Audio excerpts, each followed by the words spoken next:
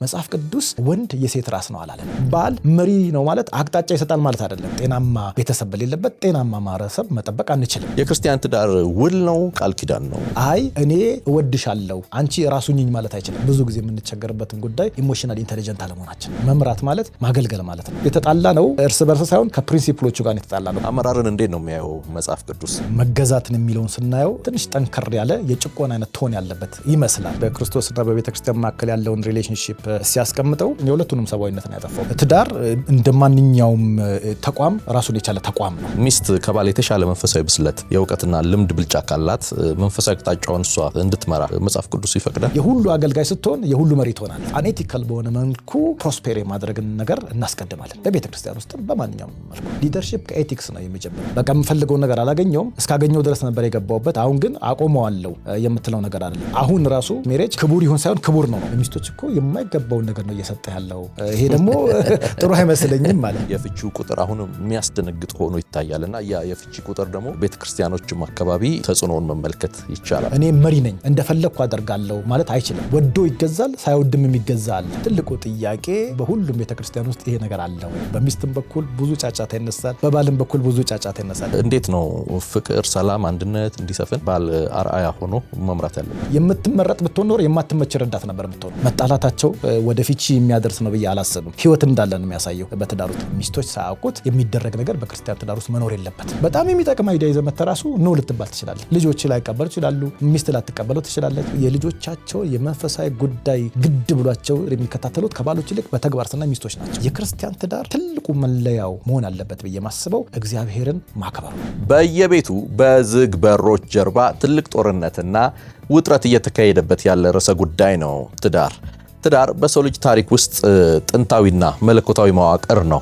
ነገር ግን አሁን ባለንበት በተለይ በ21ኛው ክፍለ ዘመን የፍቺ መዝገቦች በፍርድ ቤቶቻችን ላይ በየቀኑ ሲቆለሉ የቤተሰብ መፍረስ የትውልድ ቀውስ እየሆነ ሲመጣ ምን ተበላሸ ብሎ መጠየቅ ግድ ይላል። ባል መሪ ነው፣ ሚስት ደግሞ አስተዳዳሪ ናት ሲባል ምን ማለት ነው? አንዱ ገዢ ሌላው ተገዢ ስንል የሥራ ክፍፍል ወይስ የበላይነትና የበታችነት የመዋቅር ጉዳይ? ተገዢነት የሚለው ቃል በሴቷ መብትና እኩልነት ላይ ምን ተጽዕኖ አለው? በእርግጥ በትዳር ውስጥ የቬቶ ስልጣን ያለው ማን ነው? ቬቶ ስልጣንስ በክርስቲያን ትዳር ውስጥ ይኖራል? በእነዚህና ሌሎች ርዕሰ ሐሳቦች ላይ እይታቸውን እንዲያጋሩን የክርስቲያን ትዳር አመራር በሚል ርዕስ እይታቸውን እንዲያጋሩን ዶክተር ዳዊት ምራኔን የእይታ መርሃ ግብራችን እንግዳ አድርገን ጋብዘናል። ዶክተር ዳዊት በሕግ በፖሊሲና የኮንትራት አማካሪ ናቸው። በተለያዩ ተቋማት በአመራር ስልጠና በመስጠት ይታወቃሉ። እይታ የተሰኘው መርሃ ግብራችን በወንጌል ዓለም አቀፍ ውስጥ ሆኖ በአገር አቀፍ በቤተ ክርስቲያንና ማህበራዊ ጉዳዮቻችንን እያነሳ የእንግዶቻችንን እይታ የምንዳስስበት ልዩ መርሃ ግብር ነው።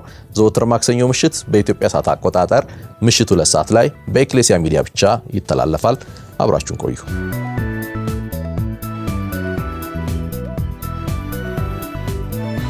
ዶክተር እጅግ አድርጌ አመሰግናለሁ ለዛሬ ውይይታችን። በተለይ በብዙዎች ዘንድ በዝግ በሮች የሚደረግ ጉዳይ ነው። ዛሬ አንዳንዱን ከፈታ አድርገን ለመፍትሄ እንወያይበታለን። የትዳር ጉዳይ የክርስቲያን ትዳር ግን ስንል ምን ማለታችን ነው? ከሱ እንነሳ። አመሰግናለሁ በዚህ ሾው ላይ የራሴን እይታ እንዳካፈል ስለተሰጠኝ እድል በጣም አመሰግናለሁ። የክርስቲያን ትዳር አንድ አማኝ የሆነ ወንድና አማኝ የሆነች ሴት አንድ ቤተሰብን ለማስተዳደር መንፈሳዊ እድገትን ለማምጣት የተሻለ ትውልድን ለማፍራት በእግዚአብሔር የሚጣመሩበት መንፈሳዊ መጽሐፍ ቅዱሳዊ ቃል ኪዳን ነው። ስለዚህ የክርስቲያን ትዳር አማኝ ወንድና አማኝ ሴት የሆኑ ሰዎች መልካም የሆነ ትውልድን ለማፍራትና በእግዚአብሔር መንግስት ውስጥም ተጽዕኖ ለማምጣት በረከትን ለማምጣት በጎ ነገርን ለማምጣት በእግዚአብሔር በራሱ የሚጣመሩበት መጽሐፍ ቅዱሳዊ የሆነ የቃል ኪዳን ስርዓት ነው። አሁን በሰለጠነው ዓለም በተለይ በ21ኛው ክፍለ ዘመን የጾታ ጉዳይም ተነስቶ ጾታ እየፈረሰም ያለበት አንዳንድ አካባቢዎች አሉና ወንድና ሴት ተደርጎ መቀመጡ በደንብ አጽንኦት እንዲሰጥበት ፈልጌ ነው። እዚህ ላይ በመጀመሪያ እግዚአብሔር ወንድና ሴት አድርጎ ፈጠራቸው ይላል የእግዚአብሔር ቃልና በአምሳሉ ሲፈጥረን ወንድና ሴት ተደርገን እና የተፈጠርን ነው። እግዚአብሔር ወንድና ወንድ ወንድና ሴት ሴትና ሴት ሆነን እንድንኖር የፈጠረበትም የጀመረበትም ስርዓት የለውም። ስለዚህም ነው ቤተሰብ ሲታሰብ በእግዚአብሔር ዘንድ ያለ ያለው ኢሜጅ በእግዚአብሔር ዘንድ ያለው ሐሳብ አንድ አማኝ የሆነ ወንድና አማኝ የሆነች ሴት በአንድ ላይ ተጣምረው እነዚህ አይነት አማኝና ወንድና ሴት ሲጣመሩ የሚፈጥሯቸው ጄኔሬሽኖች ደግሞ እግዚአብሔርን ክብር የሚያመጡ እግዚአብሔርን ስም እንድናመሰግን የሚያደርጉ ለበጎ ነገር ደግሞ በምድር ላይ ተጽዕኖ የሚያደርጉ ትውልዶች እንዲመጡ ከመጀመሪያውኑ እግዚአብሔር ሴት ያደረገው አማኝ ወንድና አማኝ ሴት በጋብቻ ተጣምረው እንዲቀጥሉ ነው እንጂ አሁን በዘመናችን የምንሰማው አይነት ፍቅር ካለ ድረስ ወንድና ወንድም ቢሆን ሴትና ሴትም ቢሆን የሚለው አካሄድ ኮምፕሊትሊ ከመጽሐፍ ቅዱስ ጋር የሚቃረን እግዚአብሔርም የማይደግፈው መጽሐፍ ቅዱስም የማይደግፈው አካሄድ መሆኑን በተለይ ክርስቲያኖች ልናውቀው ግልጽ ሊሆንልን ያስፈልጋል። ዛሬ በተለይ በልዩነት የምናነሳው ጉዳይ የትዳርን ከአመራር ጉዳይ ነው የምናነሳው። እርስዎ የአመራር አሰልጣኝ ኖት። ትዳርን ከአመራር አንጻር ነው ዛሬ የምናየውና ምን ማለት ነው የትዳር ስልጠናዎች የሚሰጡ በርካታ አገልጋዮች አሉና ዛሬ በዛ አይነት መልኩ ሳይሆን የአመራሩን ባለሙያ ነው ያመጣ ነው በቤት ውስጥ ያለውን አመራር ለማየት። ከዛ አንጻር ላነሳ የፈለኩት ነገር ብዙ በርካታ ስልጠናዎች የሚሰጥበት ተቋም ነው ትዳር። ብዙ ሴሚናሮች አሉ፣ መጽሐፍት በርካታ ይጻፋሉ። ነገር ግን የፍቺው ቁጥር አሁንም የሚያስደነግጥ ሆኖ ይታያልና ያ የፍቺ ቁጥር ደግሞ ቤተክርስቲያኖችም አካባቢ ተጽዕኖውን መመልከት ይቻላል። ያው ቁጥር እኛውም አካባቢ ያለና ትልቁ ምክንያት ምንድነው ለዚህ እና የት ጋር ነው የተጣላ ነው የት ጋር ነው ክፍተት የተፈጠረብን የሚለውን ማንሳት ከተቻለ። ጥሩ ጥያቄ ነው። የትዳር እንደማንኛውም ተቋም ራሱን የቻለ ተቋም ነው። መንፈሳዊ ተቋም ነው። መጽሐፍ ቅዱስን መሰረት አድርጎ በተለይ የክርስቲያን ትዳር መጽሐፍ ቅዱስን መሰረት ተደርጎ የሚደረግ ተቋም ነው። ማንኛውም ተቋም ደግሞ መርህ እንዳለው ትዳርም የራሱ መርህ አለው። በተለይ ደግሞ የክርስቲያን ትዳር መርሁ መጽሐፍ ቅዱስ ነው። ብዙ ጊዜ በቤተሰብ ውስጥ ባልና ሚስት ቢጣሉ አይ ቲንክ ኢትስ ኦኬ። የማይጣሉ ባልና ሚስቶች በእኔ እምነት በጣም የሚጣሉ ይመስለኛል። መጣላታቸው ወደ ፍቺ የሚያደርስ ነው ብዬ አላስብም። ህይወት እንዳለ ነው የሚያሳየው። በትዳር ውስጥ የተለያየ ሀሳብ ያላቸው ሰዎች ቀርበው በአንድ ላይ በሚኖሩበት ሰዓት እንደዚህ አይነት ነገሮች ሊከሰቱ ይችላሉ። እሱ አይደለም ዋናው ፕሮብሌም። እኔ በተለይ በክርስቲያን ትዳሮች ውስጥ እንደዚህ አይነት አደጋዎች እያየን እየበረከቱ የሚመጡበት ዋናው ምክንያት ይመስለኝ ወንዶችም ወይም ደግሞ ባሎችም ሚስቶችም በዚህ በመጽሐፍ ቅዱሳዊ መርህ ውስጥ መርሁን አለማወቅ አንደኛ፣ ሁለተኛ ደግሞ ለመርሁ ለመገዛት ፈቃደኛ አለመሆን ይመስለኛል። ይሄ ቢብሊካል የሆነውን ፕሪንሲፕል ለማወቅ ያለመፈለግ፣ ካወቁም ደግሞ በዛ ለመገዛት ፈቃደኛ ያለመሆን ነገር ነው ይመስለኝና ውስብስብ አይደለም መርሁ። መጽሐፍ ቅዱስ የሚያስቀምጠው ባል ሚስቱን እየወደደ ቤቱን እንዲመራ፣ ሚስት ደግሞ ባሏን እያከበረች እንደው እየተገዛች የሚለው ቃል ምናልባት ሆኖ ደስ ላይል ይችላል። እያከበረች ቤቷን ታስተዳድር መጽሐፍ ቅዱስ ያስቀመጠው ፕሪንሲፕል ነው። በዋናነት እንደዚህ አይነት ነገሮች ከተከሰቱ የተጣላ ነው እርስ በርስ ሳይሆን ከፕሪንሲፕሎቹ ጋር የተጣላ ነው፣ ከመርሁ ጋር የተጣላ ነው። ከመርሁ ጋር የተጣላ ሰው ነው ወደ ሌላ አደጋ ሊደርስ የሚችለውና መርሆቹ ሲጣሱ ብዙ ነገር ይጣሳል። እኛም እንጣላለን፣ ትዳርም አደጋ ላይ ይወድቃል ብዬ ነው የማስበው። ተቋም የሚለው ቃል ተመችቶኛል። ትንሽ ብናፍታታው ጥሩ ይመስለኛል። ምክንያቱም ብዙዎቻችን ትዳርን ስናስበው ከተቃራኒ ጾታ ጋር ባለ ፍላጎት ወይም ፍቅር በምንለው መንገድ ውስጥ በመገናኘት አብሮ መኖር ክፉ አይደለም የሚል ነገርም እየተካተተ ከዛ ወደዛ ይኬዳልና በእርግጥ ተቋም የሚለው ስዕል ምን ያህል በወጣቶቹም በሌሎችም ተጋቢዎች ዘንድ ምን ያህል ትኩረት የሚሰጠው ጉዳይ ነው? ምክንያቱም ተቋም ስንል ለምሳሌ እዚህ አሁን ያለንበት ቦታ ራሱን የቻለ ተቋም አለው፣ አስተዳዳሪ አለው፣ የፋይናንስ ስርዓት አለው፣ ከመንግስት ጋር የሚገናኝበት ብዙ ጉዳይ አለው፣ ከቤተ ክርስቲያንም እንደዛውና ይሄ ተቋም ስንል ትልቅ ስዕል ያሳያናልና ምን ያህል ያ ግንዛቤ እኛ መካከል አለ። በትዳር ላይ ሲደረስ ኖርማሊ እኛ ትራዲሽናሊ የምናስበው ባልና ሚስት ሁለት ኢንዲቪጁዋል ሰዎች የሚገናኙበትና የግል ሀሳባቸውን እንደፈለጉ ሊያራምዱ ቢችሉበት ሜዳ አድርገው ይወስዱታልና በግላቸው የሚወስኑበት በፊት በግላቸው በሚኖሩበት አኳን የሚቀጥሉበት የግል ህይወት የሚቀጥሉበት አድርገው ይወስዳሉ። ልክ ግን እግዚአብሔር ባጣመረው ትዳር ውስጥ የሚገቡ ባልና ሚስቶች ወደ አንድ ተቋም ውስጥ እንደገቡ አድርገው መውሰድ አለባቸው። ብቻቸውን የሚወስኑበት አይደለም፣ ብቻቸውን የሚሄዱበት አይደለም፣ ብቻቸውን የተመቻቸውን የሚያደርጉበት ነገር አይደለም። አሁን ተቋም ውስጥ ነው ያለው። ተቋሙ ራሱን የቻለ አሰራር ራሱን የቻለ መርህ አለው። መርሁ ደግሞ መጽሐፍ ቅዱስ ነው። ከዛ በፊት በግላችን በሚሰጡን መጽሐፍ ቅዱሳዊ መርሆች እንቀጥል እንኖር ይሆናል። አሁን ግን ወደ ትዳር ውስጥ ስንገባ እግዚአብሔር ደግሞ ለትዳር ብሎ ብቻ ያስቀመጠው ቢብሊካል ፕሪንሲፕልስ አሉ። ስለዚህ ያንን ተቋም እግዚአብሔር ያስቀመጠው እግዚአብሔር የመሰረተው ለዛውም እግዚአብሔር የመሰረተው ተቋም ስለሆነ እንደ ተቋም አይተነው የራሱን መርህ አክብረንለት ልንኖርበት የሚገባ ነው። የግል ጉዳይ አይደለም። ይሄ የህብረት ጉዳይ ሊሆን ነው። ብቻዬን አይደለሁም፣ ከባለቤት ጋር ነኝ። እሷም ደግሞ ብቻዋን አይደለችም፣ ከባለቤቷ ጋር ነች። እነዚህ ነገሮች ስላሉ ብቻችን የምናደርገው ሳይሆን አንድ ኢንስቲትዩሽን ተፈጥሯል። ያን ኢንስቲትዩሽን ደግሞ እግዚአብሔር ነው የመሰረተው፣ እግዚአብሔር ነው ያጣመረውና በጣም አጽንኦት ልንሰጥበት የሚገባ ጉዳይ እንደሆነ አስባለሁ። እዚህ ላይ ትንሽ ሀሳብን ጨምርና ወደ ቀጣይ እንመልከት።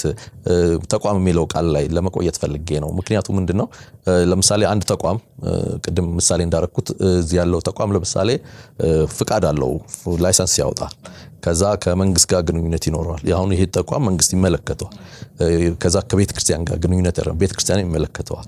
ስለዚህ እዚህ ያለው አካል ብቻ እኔ እንደወደድኩኝ ልሁን የማለት መብት አይኖረውም ከብዙ ጎንና ትዳርም ራሱ ይመስለኛል ለምሳሌ በቤተ ክርስቲያንም ምስክር ወረቀት ይሰጠዋል። ከዛ በዛ ውስጥ ወሳኙ አካል እዛ ውስጥ ያለው ቢሆንም ግን የብዙ ሰዎች ግን ግንኙነት ያሳያልና ልክ እንደዛ ብንመለከተው ያስኬድ ይሆን? ትክክል ነው። በመጀመሪያ ደረጃ ተቋም ብለን ስናስብ በዋናነት ማየት ያለብን ነገር ትዳርን ያጣመረው የመሰረተው እግዚአብሔር እሱ መሆኑን ማየት ያስፈልጋል። ሁለተኛ ደግሞ አሁን ተቋም ስለሆነ በተቋምነት እንዲቀጥል ደግሞ ሞዴል የሆነው ክርስቶስ አለ። ክርስቶስ ቤተክርስቲያንን እንደወደዳ ስለሚል ክራይስት ሞዴል ነው። እግዚአብሔር አጣማሪ ነው። ሆሊ ስፒሪት ደግሞ ጋይድ የሚያደርግ ነው። የክርስቲያን ትዳር እነዚህ ነገሮች ማሰብ መቻል አለባቸው። አንድ ሰው ብቻውን የሚያደርገው ሳይሆን ሆሊ ስፒሪትን ማማከር አለበት። ክርስቶስን እንደ ሞዴል መውሰድ አለበት። ያጣመረውን እግዚአብሔርን ደግሞ ማየት አለበት እና ይሄ ነገር ልናየው ልንመለከተው የሚገባ ነገር ስለሆነ በዚሁ አቅጣጫ ትዳራችንን ብንመለከት በግላችን እናድርግ ብለን የምንነሳውን ነገር እንቀንሳለን። ይሄ በግላችን እኮ የምንፈልጋቸውን ነገሮችን አጣን ብለን ነው ብዙ ጊዜ ወደ ሌላ አቅጣጫ የምንሄደው። አሁን የግል ጉዳያችን ሳይሆን የተቋም ጉዳይ ሊሆን ነው። አሁን የሚስቴ ጉዳይ የባሌ ጉዳይ ሳይሆን የተቋም ጉዳይ ሊሆን ነው። የልጆች ጉዳይ አይደለም። ልጆች አሉበት፣ ሚስት አሉበት፣ ባል አለበትና እነዚህ ነገሮች ስቴክ ሆልደርስ ባሉበት ቦታ ላይ እንደ ተቋም ልናስበው ይገባል ብዬ ነው የማስበው። ዕብራውያን ላይ መጋባት በሁሉ ዘንድ ክቡር ይሁን የሚል ቃል አለ። መኝታውም ንጹህ ይሁን የሚል ሐሳብና እሱን ሐሳብ ብዙዎች ያነሳሉ እና ይሄ ክቡር ነው ሲባል ምን ማለት ነው? ምክንያቱም ማህበረሰብ የሚሰጠው የራሱ ፍቺ ይኖራል። ወይም ባህላዊም ሆነ ከሰባዊ አስተሳሰብ ተነስቶ የሚሰጠው አለና ግን የመጽሐፍ ቅዱሱ ይሄ ክቡር ነው ሲል ተቋሙ ምን አይነት ስዕል እንዳለው ያሳያል። እዛ ቦታ ላይ መጋባት ክቡር ነው መኝታውም ንጹህ ይሁን ይላል። መጋባት ክቡር መኝታውም ንጹህ ይሁን እና የእንግሊዝኛው ቃል እንደው marriage is honorable in all ይላል እና አሁን ራሱ ሜሬጅ ክቡር ይሁን ሳይሆን ክቡር ነው አሁን ራሱ ክቡር ነው የሚል ነገር አለ። በጣም ፓወርፉል ሜሴጅ ነው። ክቡር ነው ሲባል በተለይ የአዲስ ኪዳኑ በተጻፈበት የግሪክኛው ቃል ላይ ቲሚዮስ ይለዋልና የከበረ ይለዋል። በጣም የሚያስደነግጥ ነው። ምክንያቱም ክቡርነቱን ሌቭል በከበረው የክርስቶስ ደም የሚለውን ተመሳሳይ ቃል ነው ትዳር ላይ ወጥቶ የተጠቀመው። እኛ የኢየሱስ ክርስቶስን ደም ክቡርነት በደም እናውቀዋለን። በዛ ሌቭል ጋብቻንም መጋባትንም ክቡር ነው ብሎ ይገልጸዋል እና እኛ ትራዲሽናሊ የምናውቀው መጋባት ክቡር ነው ለህብረተሰብ ይጠቅማል ከምንለውም ባለፈ በጣም ስትሮንገር የሆነ ዴፊኒሽን ነው ያለው ማለት ነው እና በእግዚአብሔር ዘንድ ትዳር መጋባት ቲሚዮስ ነው፣ ክቡር ነው። በክርስቶስ ደም ያለውን ልክ አይነት ክብር ይሰጠዋል መጽሐፍ ቅዱስና በእርግጥም የክርስቲያን ትዳር ክቡር ትዳር ነው። ይህን ለምሳሌ በዘመናችን ብንመለከት እንደ ኮንትራት ውል ይወሰዳል። ሰዎች የ15 ቀን ጋብቻ አላቸው፣ የአንድ ወር ጋብቻ አላቸው። ወይም ደግሞ ይሄኛው ራቅ እንኳ ቢለን ወደኛ ብንመለስ ሰዎች በአጭር ጊዜያት ውስጥ በአንድ ዓመት፣ በ6 ወር፣ በ2 ዓመት የሚሄዱበት አይነት የውል ስምምነት የሚመስል ጉዳይ አለ። ከንብረት ጋርም ተያይዞ ይደረጋል። ለምሳሌ ሰዎች ንብረት አስተዳደር ለማድረግ ወይ ምናምን ከአንድ ሴት ጋር ይጣመሩና ጉዳዩ ጥምረቱ ሳይሆን የንብረት አስተዳደሩ ሊሆን ይችላል እና ይሄንን ከቃል ኪዳን ጋር አያይዤ ማንሳት ፈልጌ ነው። የክርስቲያን ትዳር ውል ነው ቃል ኪዳን ነው? በእርግጥም የክርስቲያን ትዳር ቃል ኪዳን ነው። ብዙ ጊዜ የኮንትራት ስምምነቶችን ስናስብ እውነት ነው። የክርስቲያን ትዳር በባልና በሚስት አስገዳጅነት ሳይሆን ስምምነት የሚፈጠር ነው። እንደማንኛውም ስምምነት ነው። እንደማንኛውም ኮንትራት ስምምነት ነው። ግን የክርስቲያን ትዳር ተርሚኔሽን ክሎዝ የለውም። የማብቂያ ክሎዝ የሚባል የለውም። ስለዚህ አንድ ባል ወይም አንድ ሚስት በፍላጎት ላይ የተመሰረተም አይደለም። ይሄ ፍላጎት ብቻ አይደለም ትዳር ውስጥ ያለው መርህ አለ፣ ዓላማ አለ። ስለዚህ በአንድ ወቅት በትዳራችን እየኖረን እያለ የምንጠብቀውን የምንፈልገውን ፍላጎት ብናጣው ባናገኘው በቃኝ የምንልበት ሳይሆን በመርህውና በዓላማው የምንቀጥልበት ህይወት ነው። አታቆም እዛ ጋር በቃ የምፈልገውን ነገር አላገኘውም፣ እስካገኘው ድረስ ነበር የገባውበት፣ አሁን ግን አቆመዋለሁ የምትለው ነገር አይደለም። መርህ አለ፣ አለው፣ ዓላማ አለው። እሱ ያስቀጥልሃል፣ መሩ ያስቀጥላል። ባታገኝም ሳክሪፋይስ አድርገ መሩ ያስቀጥላል። የምትፈልገውን ነገር ብታጣውም ሳክሪፋይስ አድርገ ዓላማው ያስቀጥላል። እና ይሄ ከኮንትራት ስምምነቶች የሚለየው ዋና ነገር ይመስለኛል። ቅድም የተጠቀሰ ነገር አለ። ለምሳሌ አጣማሪ እግዚአብሔር መኖሩ፣ ምሳሌ ክርስቶስ መኖሩና የሚመራ መንፈስ ቅዱስ መኖሩ፣ ይሄ ጥሩ ምሳሌ ይመስለኛል።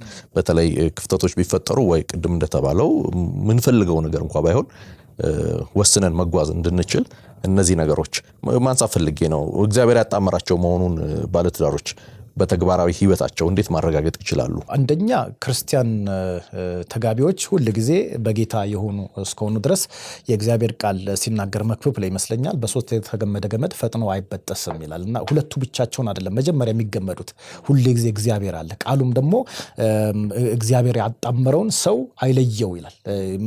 ቃሉ ስለሚለን ነው የምናውቀው። የተጣመርነው እንደው እግዚአብሔር አደረገልን እኛ አማኞች ነን ብለ ስለተናገረን ሳይሆን እግዚአብሔር ያጣመረ መሆኑን ቃሉ ስለሚነግረን ነው። ሰዎች አይደለም ያጣመረው።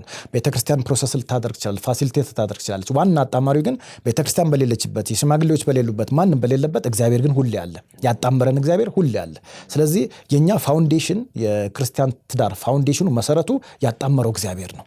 ስለዚህ እግዚአብሔርን ፈርተን እግዚአብሔርን አይተን የምንኖረው የምንመላለስበት ህይወት ነው ማለት ነው።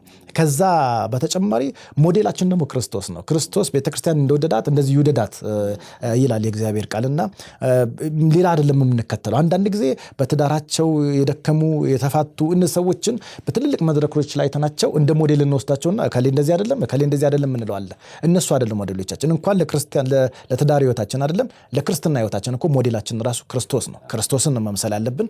መሪነትን ደግሞ ስናስብ መንፈስ ቅዱስ ነው የሚመራው። ባል የመሪነቱን ኃላፊነት ይስጠው እንጂ መጽሐፍ ቅዱስ ከመንፈስ ቅዱስ ተቀብሎ የሚመራ መሆን አለበት። ጋይድ መደረግ አለበት። ራሱ ፈላጭ ቆራጭ እንዲሆንበት ሳይሆን ከመንፈስ ቅዱስ ተቀብሎ እንዲመራ ነው። ስለዚህም ነው የክርስቲያን ትዳር እግዚአብሔር የሚያጣምርበት ክርስቶስ ሞዴል የሆነበትና መንፈስ ቅዱስ የሚመራበት ትዳር ነው ብለን የምንናገር። የትዳር አማካሪዎች ወይም በዚህ ላይ የሰለጠኑና ትዳር ላይ ብቻ ትኩረት አድርገው የሚሰሩ ሰዎችን ይህንን ሀሳብ ስናነሳላቸው የራሳቸው እይታ አላቸው። ለምሳሌ አንድ ክርስቲያን ያመነች ትሁን እንጂ የወደደውን የማግባት መብት አለው የሚል አለ። ስፔሲፊካሊ ግን አንድ ሴት ጋር የእግዚአብሔር ፍቃድ መሆኑን ለማወቅ በግል ሊጸልይ ይችላል የሚል እይታ ያቀርባሉና እንደ አመራር ባለሙያ እርሶ ጋር ማንሳት የፈለኩት አንድ ወንድ ለትዳር ቢፈልግ አማኝ ብትሆን የትኛውም ለሱ ተፈቅዳለች ብለው እንደ አመራር ባለሙያ ይሰጣሉ ወይስ የተለየ እይታ ይኖራል? እንግዲህ ይሄ የእግዚአብሔር ቃል የሚናገረው እኔ እንግዲህ አሁን አመራሩን ማየው ከመጽሐፍ ቅዱስ አንጻር ነው። በተለይ የክርስቲያን ትዳርን አመራር ከሴኩላሩ ሊደርሺፕ ፕሪንሲፕልስ ብቻ ሳይሆን በቢብሊካል ፕሪንሲፕልስ የተቃኘ መሆን አለበት ብዬ ነው ማምነው እና የክርስቲያን ትዳርን በተመለከተ መጀመሪያውኑ እግዚአብሔር ያጣመረው ስለሆነ መጀመሪያ እግዚአብሔር የመሰረተው ስለሆነ ሁል ጊዜ ለዛ መርህ ተገዢ መሆን አለባቸው እና የሚመቸውን ረዳት እንፍጠርለት ያለው እግዚአብሔር ነው እና እኛ በአንድ ግንኙነት በሆነ ሶሻል ግሩፕ ውስጥ በመታየታችን አንዳንድ ጊዜ ያ ነገር ዴቨሎፕ አድርጎ ወደ ትዳር የምንሄድባቸው ነገሮች አሉ። አንዳንድ ጊዜ ምንም አንታወቃቸው ሰዎች በሆነ ነገር ላይ ወደ ትዳር እንሄዳለን። የተለያየ ነው አቅጣጫው። ግን በማንኛውም አቅጣጫ እኛ እንደው ቀጥታ ስንወስደው አብረን ስናገለግል እንደዚህ አይቻት እንደዚህ የምንለው ነገር እንውሰድ እንጂ እግዚአብሔር ለአንድ ሰው የፈጠራት አንዲት እህት አለች። ለአንድ ባል የተፈጠረች አንድ ሚስት አለች። እግዚአብሔር ፈጥሮ ያስቀመጣት ነው እና የምንመርጠው እኔ ደግሞ ይተሻለኛለች ብዬ የማደርገው ነገር ሳይሆን እግዚአብሔር ፈጥሮ ለኔ ብሎ ያስቀመጣት ሚስት አለች። እግዚአብሔር ፈጥሮ ለኔ ብሎ ያስቀመጣው ለሱ ብሎ ያስቀመጣት አንድ ሚስት አለች እና የምትፈጠር ነች ሚስት፣ የምትመረጥ አይደለችም። ዋው! እና እኛ ምንመርጥ ነው የሚመስለን ስናደርገው፣ ግን እግዚአብሔር ግን ፈጥሮ ያስቀመጠልን። ለዚህ እኮ ነው የምትመች ረዳት እንፍጠርለት ያለው። የምትመረጥ ብትሆን ኖር የማትመች ረዳት ነበር የምትሆነው። ረዳት ልትሆን ትችላለች እንዴ? ትዳር ነው፣ አብሮ መኖር አለባቸው፣ አብሮ ልጆች ማሳደግ አለባቸው። ትረዳዋለች፣ ታግዘዋለች፣ ግን አትመቸውም። ፕላን ላይ አትመቸውም፣ ፕሮግራም ላይ አይመችም፣ የፋሚሊው ስራ ላይ አትመቸውም። የምትመቸው ረዳት እንድትሆን እግዚአብሔር ሊፈጥራት ያስፈልጋል። ስለዚህ እኛ ኦን ራይት ተርምስ ብለን በምናየው ነገሮች የመረጠን ይመስላል እንጂ እግዚአብሔር ፈጥሮ ያስቀመጠልን ሰው ነው የምናገባው። ለዚህ እኮ ነው እግዚአብሔር መፋታትን እጠላለሁ ያለው። ከፈጠረው ሰው ጋር እንድትለያይ አይፈልግም።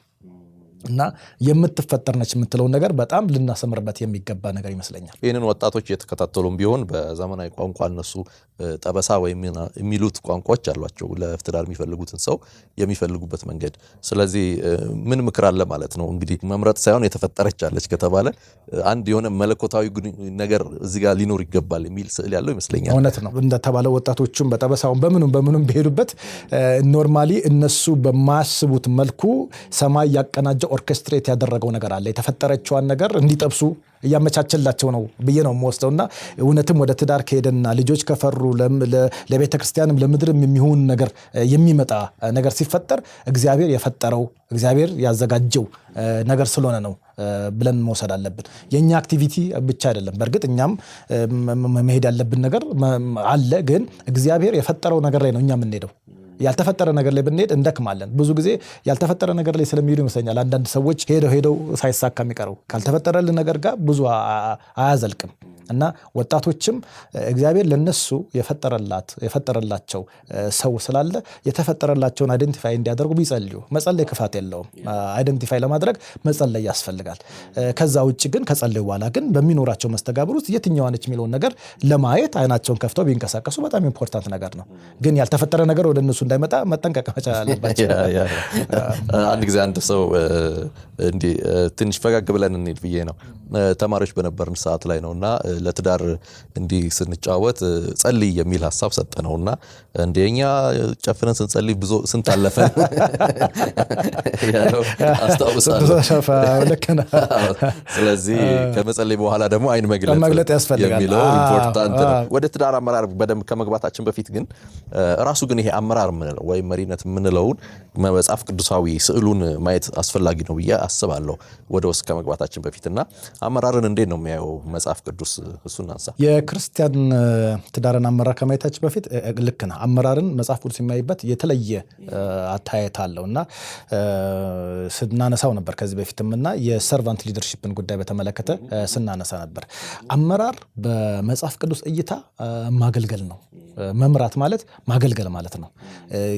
ማገልገል ማለት ደግሞ አንተ የምታገለግላቸው ሰዎች የተሻለ ደረጃ እንዲደርሱ መደገፍ፣ የተሻለ ነገር እንዲያገኙ ሰፖርት ማድረግ። በመሪነቴ ጊዜ ላይ የሆነ ጥቅም አገኛለሁ ብለህ ጥቅሙን የምታሳደድበት ሳይሆን ሌሎች ፎሎ የሚያደርጉ ሰዎች እንዲጠቀሙ የምትሰራበት። የሆነ ቻሌንጅ በሚገጥም ጊዜ መሪ ሆነህ የተሻለ የማምለጫ እድል ቢኖርህም ሌሎች እንዲያመልጡ እንዲሻገሩ የምትሰራበት፣ ሌሎችን ዝቅ ብለህ የምታገለግልበት ነውና መጽሐፍ ቅዱስ አመራርን እንደ አገልግሎት ነው የሚወስደው።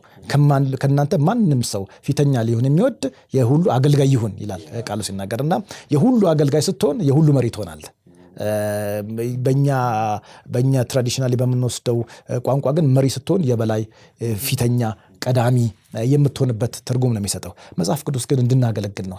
የምንመራቸው ሰዎች እንድናገለግል ነው መሪ የሚያደርገን። እንድንሰለጥንባቸው፣ የበላይ እንድንሆንባቸው፣ የተሻለ አድቫንቴጅ እንድንወስድባቸው አይደለም። እነሱ እንደውም እንዲያድጉ፣ እንዲያልፉ፣ እንዲበረቱ፣ የሆነ ያላቸውን ራዕይ እንዲያሳኩ ሰፖርት የማድረግ ስራ መሪነት ይለዋል መጽሐፍ ቅዱስ። ለሌሎች የሚለው ሀሳብ ያለበት ይመስለኛል አመራር በመጽሐፍ ቅዱስ አሁን ከተነገረው ሀሳብ አንጻር። ታዲያ በትዳሩ ስንመለከተው ለምሳሌ መሪነትን ራስነት የሚል ሀሳብ ያመጣል ወይም ሄድሺፕ የሚባል ከዛ አንጻር ባልም ይጠቀሳልና ምን ማለት ነው? መጽሐፍ ቅዱስ ላይ ባል የሚስት ራስ ነው ይላል እንደው ቃል በቃል ስለሚናገረው እዛ ቦታ ላይ ሄድሺፕ ብለን ስናስበው ልናይ የምንችለው ነገር ምንድነው? ባል በቤተሰብ ውስጥ ሊጫወት የሚችለውን ሚና የሚያሳየን ነው የሚሆነው።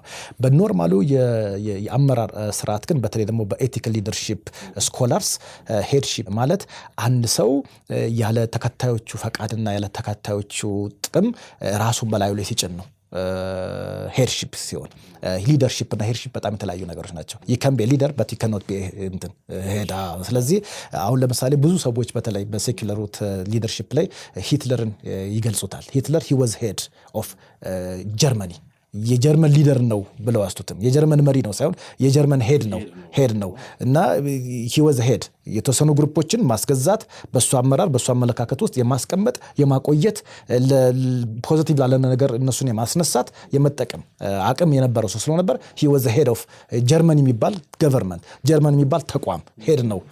በተመሳሳይ በተቋማት ውስጥም ሰዎችን አብረው የሚሰሩትን በተለያየ ክፍል ውስጥ የሚሰሩትን ሰዎች እየተጠቀሙ የራሳቸውን ነገር የሚያሳዩ ሰዎች ከሆኑ በቃ ሄዶች ናቸው። እነሱ ሊደሮች አይደሉም። ሊደር ሁሉ ጊዜ ተከታዩ የሚያድግበት የሚጠቀምበትን ነገር ነው የሚሰራ። አይፈራም ማለት እኔ እዚህ ቦታ ላይ ተሾም ያለው ሊደር ሆኛለሁና ምንም ጥቅም ሳላገኝ እነሱ ብቻ የተጠቀሙ የሚል ስጋት አይኖረውም። ሊደር እንደዚህ አይነት ስጋት የለውም። ሄድ ግን ሲሆን አይ አሁን የተሾምኩት ለትንሽ ጊዜ ነው፣ በዚህ ጊዜ ላይ መጠቀም አለብኝ፣ መስራት አለብኝ at expense of followers በፎሎወሮቼ ኤክስፔንስ በፎሎወሮቼ ጉዳት የሚል ነውና ባል ሚስት ራስ ነው የሚለው የባልን የሥራ ድርሻ የሚወክል ይሁን እንጂ መጽሐፍ ቅዱሱ ሄድሺፕን ፕሮሞት አያደርግም። ሊደርሺፕን ነው ሊደር ነው ባል። ዓለማዊ ማህበረሰብ ዘንድ ካለው የአመራር ብያኔ ለምሳሌ ስልጣን፣ ትእዛዝ፣ ተጽዕኖ የምንላቸው ጉዳዮች እዛ መካከል አሉና መጽሐፍ ቅዱሳዊ የትዳር አመራር መካከል ያለው መዋቅራዊ ልዩነት ማየት እንችላለን። ልዩነት አለ ብለን መያዝ እንችላለን። በመጽሐፍ ቅዱሳዊ የትዳር አመራር ውስጥ ልክ በሴኩላሩ አንዳንድ ጊዜ አክቹአሊ እኔ ሴኩላሩም አመራርን የበላይነት ነው ብሎ ይወስዳል ብዬ አላምንም። ምክንያቱም አሁን ሰርቫንት ሊደርሺፕ ከቢብሊካል ፕሪንሲፕል አልፎ የዓለማዊውም አመራር እንትን ሆኗል እና እንደዛ ይወስዳል ብዬ አላምንም። ግን ምንድነው መሪ ሲሆን አንድ ሰው ከሁሉ የተሻለ ዕውቀት ከሁሉ የተሻለ አድቫንቴጅ ስለሚያገኝ ያንን አድቫንቴጅ ለሮንግ በሆነ መልኩ ስለሚጠቀምበት በፎሎወሮቹ ላይ የመሰልጠን እንደዚህ ማድረግ ነገር ይኖራል እንጂ መጽሐፍ ቅዱስም በሴኩላሩም ዓለም በፎሎወሮች ላይ የመሰልጠንን ጉዳይ መሪነት ብሎ የሚወስደው አይመስለኝም። መሪዎች ሁሉ ጊዜ አገልጋዮች ለሌሎች የሚሰሩ በመስራታቸውም ደግሞ አንድ ያዩትን ዓላማ የሚያሳኩ የመሪዎችም የተከታዮችም ዓላማ ነው። ዓላማው ሲጀመር የመሪ ዓላማ የተከታዮችና የመሪ ዓላማ አንድ ነው። መሪ ለብቻ ዓላማ የለውም፣ ተከታይ ለብቻ ዓላማ ያለው የሆነ የጋራ ዓላማ አላቸው። እሱን አብረን እንዴት እናሳካ የሚል ስራ የሚሰሩበት ነው የሚሆነው። አመራሩ ማገልገልና መንከባከብ ነው ከተባለ ያንን የአገልጋይ መሪነትን ወይም ሰርቫንት ሊደርሺፕ ያንን ዘይቤ በቤት ውስጥ በተግባር እንዴት ማሳየት ይቻላል? አሁን ባል የቤተሰብ መሪ ሲሆን መጽሐፍ ቅዱስ ያስቀመጠው መሪ ብቻ አላለውም፣ እየወደደ የሚመራ ነው። ሚስቱን እየወደደ ቤተሰቡን የሚመራ ነው። ሚስትም ደግሞ ባሏን እያከበረች ቤቷን የምታስተዳድር ነች። አንድ እየወደደ የሚመራ መሪ በሚመራቸው ሰዎች ላይ ሊሰለጥን የሚችልበት አቅም የለውም። ይወዳላ ይሄ ሚስትን መውደድና ቤተሰብን ማስተዳደር ለባል የአንድ ሳንቲም ሁለት ገጽታዎች ናቸው። አንድ ባል ሳይወድ ቤቴን እመራለሁ ማለት አይችልም። አንድ ሚስት ሳታከብር ባሏን ቤቴን በሚገባ እያስተዳደርኩ ነው ማለት አይቻልም። በክርስቲያን ትዳር ውስጥ ሁለቱ አንድ ናቸው። የሚወድ ባል ቤቱን በሚገባ ሊመራ ይችላል። አይ እኔ እወድሻለሁ አንቺ ራሱኝኝ ማለት አይችልም። መምራት አለበት። አይ እኔ ራስ ነኝ ወይም ደግሞ እኔ መሪ ነኝ እንደፈለግኩ አደርጋለሁ ማለት አይችልም። ስለዚህ ትክክለኛ የክርስቲያን ባል የሚወድ አሰሴም ታይም ደግሞ የሚመራ ነው። ትክክለኛ የክርስቲያን ሚስት የምታከብር ባሏን የምታከብር አሰሴም ታይም ደግሞ ቤቷን የምታስተዳድር ነች። ስለዚህ ይሄን ነገር ስንመለከተው በላይ የመሰልጠን የሚለውን ነገር አናስብም። ሁለቱ ኮምፖነንቶች አንድ ላይ የሚሰሩ ስለሆኑ አንዱ ካንዱ ተነጥሎ አይሰራም፣ ፋንክሽን አያደርግ። ታዲያ አንዳንድ ጊዜ አለመስማማት ወይ ክፍተቶች የሚፈጠሩባቸው ሁኔታዎች ይኖራሉ በትዳር ውስጥና አንድ ባል አጋሩን ሳያጣ ወይም ስሜቷን ሳይበድል በሌላኛው በኩል ደግሞ በጥንካሬ እና በተመሳሳይ ጊዜ ትህትናን እያሳየ እንዴት ሊመራ ይችላል? ባል የማስተዳደርን ካፓሲቲ የማስተዳደርን ስልጣን እግዚአብሔር ሲሰጠው የመውደድን አቅም ነው እግዚአብሔር የሰጠው። መጀመሪያ የማይወደውን ቤት የማይወደውን ሚስቱን በአግባቡ መራለው ማለት አይችልም። አግባቡ መምራት የሚጀምረው ከመውደድ ነው። ለባል በአግባቡ መምራት የሚጀምረው ከመውደድ ነው። የሚስትንም የመወሰን የሚስትንም ደግሞ የማስተዳደር ነገር ሳይጋፋ የሚያደርግበት ነው። አሁን የመራ ያለ ባል ዲቴይል ውስጥ ገብቶ የቤተሰቡን ስራ በተመለከተ ሚስት የምትሰራውን ስራ በተመለከተ አንቺ የለሽ አልቻልሽበትም እያለ ሊገባበት የሚችለው ነገር አይደለም። ያ ስፔስ እዛ አለ። ባልም ደግሞ ወዷት መጀመሪያ ከዛ በኋላ ቤተሰቡን የሚያስተዳድር ስለሆነ ይሄ ነገር ባላንስ ያደርገዋል በክርስቲያን ትዳር ውስጥ ብዬ ነው የምወስደው። አንድ ስልጠና ላይ እርሶ ሲናገሩ የሰማሁት ሐሳብ አለ። አሁን በተወሰነ መልኩ ተንጸባርቋል፣ ግን በደንብ ማየት ፈልጌ ነው። ባል ወዳጅ መሪ ነው የሚል ሐሳብ አሁንም ተነስቷል። ሚስት ደግሞ አክባሪ አስተዳዳሪ ናት የሚል ሐሳብ አስቀምጠው ነበር። ሊደርና ማኔጀር በሚል አጠቃቀስ ማለት ነው። ዘመናዊ የአመራር ፍልስፍናው ስንመለከት መሪ የምንለው አቅጣጫ አስቀማጭ ነው። አስተዳዳሪ ደግሞ አስፈጻሚው አካል ነው። በሁለቱ መካከል ልዩነት የተወሰነ ይኖረዋል ዘመናዊ ፍልስፍና ላይ እና ይሄንን እርሶ ሲያስቀምጡ በሚስት ሚና ላይ የሚገኙ ሴቶችን በቤተሰብ ትልቅ ውሳኔ ላይ የመወሰን መብታቸውን አያጠብም ወይ የሚል ሐሳብ አለና ያንን እንዴት ነው የምንመለከተው? ባልን እንዳልከው ተናግረናል። ወዳጅ፣ መሪ፣ ሚስትን ደግሞ አክባሪ፣ አስተዳዳሪ ብለን ስናስቀምጥ ባይዘዌ በእንደዚህ አይነት ስልጠናዎች ላይ ይሄን ነገር በምናገርበት ሰዓት ሁል ጊዜ የሚነግሱ ነገሮች አሉ። በሚስትም በኩል ብዙ ጫጫታ ይነሳል፣ በባልም በኩል ብዙ ጫጫታ ይነሳል። እንደውም አንድ ባል ፓስተር የሆነ ባል በጣም በሚገርም ሁኔታ ስልጠናውን ከጨረስኩ በኋላ እንዴ ምንድነው ለሚስቶች እኮ የማይገባውን ነገር ነው እየሰጠ ያለው ብሎኛል። እንዴ ያስተዳድሩት ቤቱን ይቆጣጠሩት እኮ እያልክ ነው ያለው። ይሄ ደግሞ ጥሩ አይመስለኝም ማለት። እንዴት ጥሩ አይመስልም እንዴ? መጽሐፍ ቅዱስ እኮ ደካማ ፍጥረቶች ስለሆኑ ይላል አለ። በጣም ነው የደነገጥኩት። ይሄ እንግዲህ ቅድም መጀመሪያ ላይ ለመሪውን አለማወቅ ወይም ደግሞ ለመሪው ለመገዛት ፈቃደኛ አለመሆን እንግዲህ መጋቢ ሰው ነው እንደዛ ያለውና ደካማ ፍጥረቶች ናቸው ይላል አለኝ። ኦኬ ስለዚህ ደካማ ፍጥረቶች ስለሆኑ ይሄን ያህል ስራ አብዝተህ የምትሰጣቸው ትክክል አይደለም። ቃሉ እንደዛ አይልም ማለት እንዴ። ምሳሌ 31 ላይ ያለችዋን ሴት አላያትም ወይ? ደካማ ብትሆን ያን ሁሉ ነገር የምታስተዳድረው ከመርከብ እስከ ቤት ድረስ ታስተዳድራለች እና ደካማ ነች ብለህ ትወስዳታለህ አልኩት። አይ እሱ እኮ በብሉይ ኪዳን ነው ያለው። ይሄ ደግሞ እኛ ያለንበት የግሬስ ዘመን ነው አይደል? በግሬስ ዘመን ስለሆነ የግሬስ ዘመን ነው የተጻፈው ደግሞ ደካማ ፍጥረቶች ስለሆኑ ይለናል አይደል? እንደዛማ ከሆነ በግሬስ ዘመን ያለን ሰዎች እኮ የግሬስን ጉዳይ የጻፈልን ሐዋርያ ጳውሎስ የሆንኩትን ሁሉ የሆንኩት በጸጋው ነው ይላልና እኔም አንተም የሆነውን ሁሉ የሆነው በጸጋው ነው። መድረክ ላይ ወጥተን ስናገለግል በጸጋው፣ ቤታችን ስንገባ ደግሞ በራሳችን ሊሆን አይችልም። ቤታችንን የምናስተዳድረው በጸጋው ነው። ምን ሌላውን ነገር የምናደርገው በጸጋ ነው። በጸጋ ዘመን ሚስትም በጸጋው ነች፣ ባልም በጸጋው ነው። በራሳችን የምናደርገው ነገር አይኖርም። ስለዚህ ይሄ ዋና የጠቀስነውን መጽሐፍ ቅዱሳዊ መርህ ካልጣስን ሁሉም ነገር ባላንስ ማድረግ ይቻላል። ባል የመሪነቱን እየወደደ ካደረገው፣ ሚስት ደግሞ አስተዳዳሪ በጣም ውስብስብ ስራ ነው። በነገራችን የሚስት ስራ ያነሰ ስራ አድርገን መውሰድ ያለብንም እኔ አንዳንድ ተመልካቾች እንደዛ እንዲወስዱ ትፈልጋለሁ። አስተዳዳሪ ሲባል ክሬቲቭ ያልሆኑ የተሰጣቸውን ብቻ ዝም ብለው እያስቀመጡ የሚቀጥሉ አድርገው ይወስዳል። ማኔጅመንት በራሱ ራሱን የቻለ ትልቅ ክሬቲቪቲ የሚጠይቅ ነው። አንችለውም፣ ባሎች አይችሉትም እሱን ነገር። ሊደርሺፑን ደግሞ መምራት የሚባለውን ስራ ደግሞ ብቻውን ተለጥሎ ወደፊት እየቀደመ የሚሄድበት አይደለም። ዘመናዊም ሊደርሺፕ እንደዛ አይልም። አሁን ቅድም በተደጋጋሚ አንስተነዋል። አንድ ሊደርሺፕ በተለይ ኢንስቲትዩሽን ውስጥ ሲኮን ሊደር ተብሎ የተቀመጠው ሰው ብቻውን ሁሉ ነገር የሚጀምርና የሚጨርስ አይደለም። አብረው የሚሰሩ አሉ። አሁን ትዳር በኮሚቴ አይመራም። ተቋም ውስጥ በኮሚቴ የምትመራው ነገር የለም። አክቲቪቲ ብቻ ሲሆን በኮሚቴ ትመራለህ። ግን እንደ ተቋም ግን ስትመራ አንድ ከፊት ለፊት ያለ ሰው አለ። ከፊት ለፊት ያለው ሰው ወሳኝ ነው፣ ፈላጭ ቆራጭ ነው ማለት አይደለም። የተሰጠውን ኦርጋናይዝ አድርጎ በተመቻቸ መልኩ ከፊት ቀድሞ የማስኬድ ካልሆነ በስተቀር በራሱ የሚወስነው ነገር አለ። ስለዚህ አቅጣጫን በተመለከተ ባል መሪ ነው ማለት አቅጣጫ ይሰጣል ማለት አይደለም።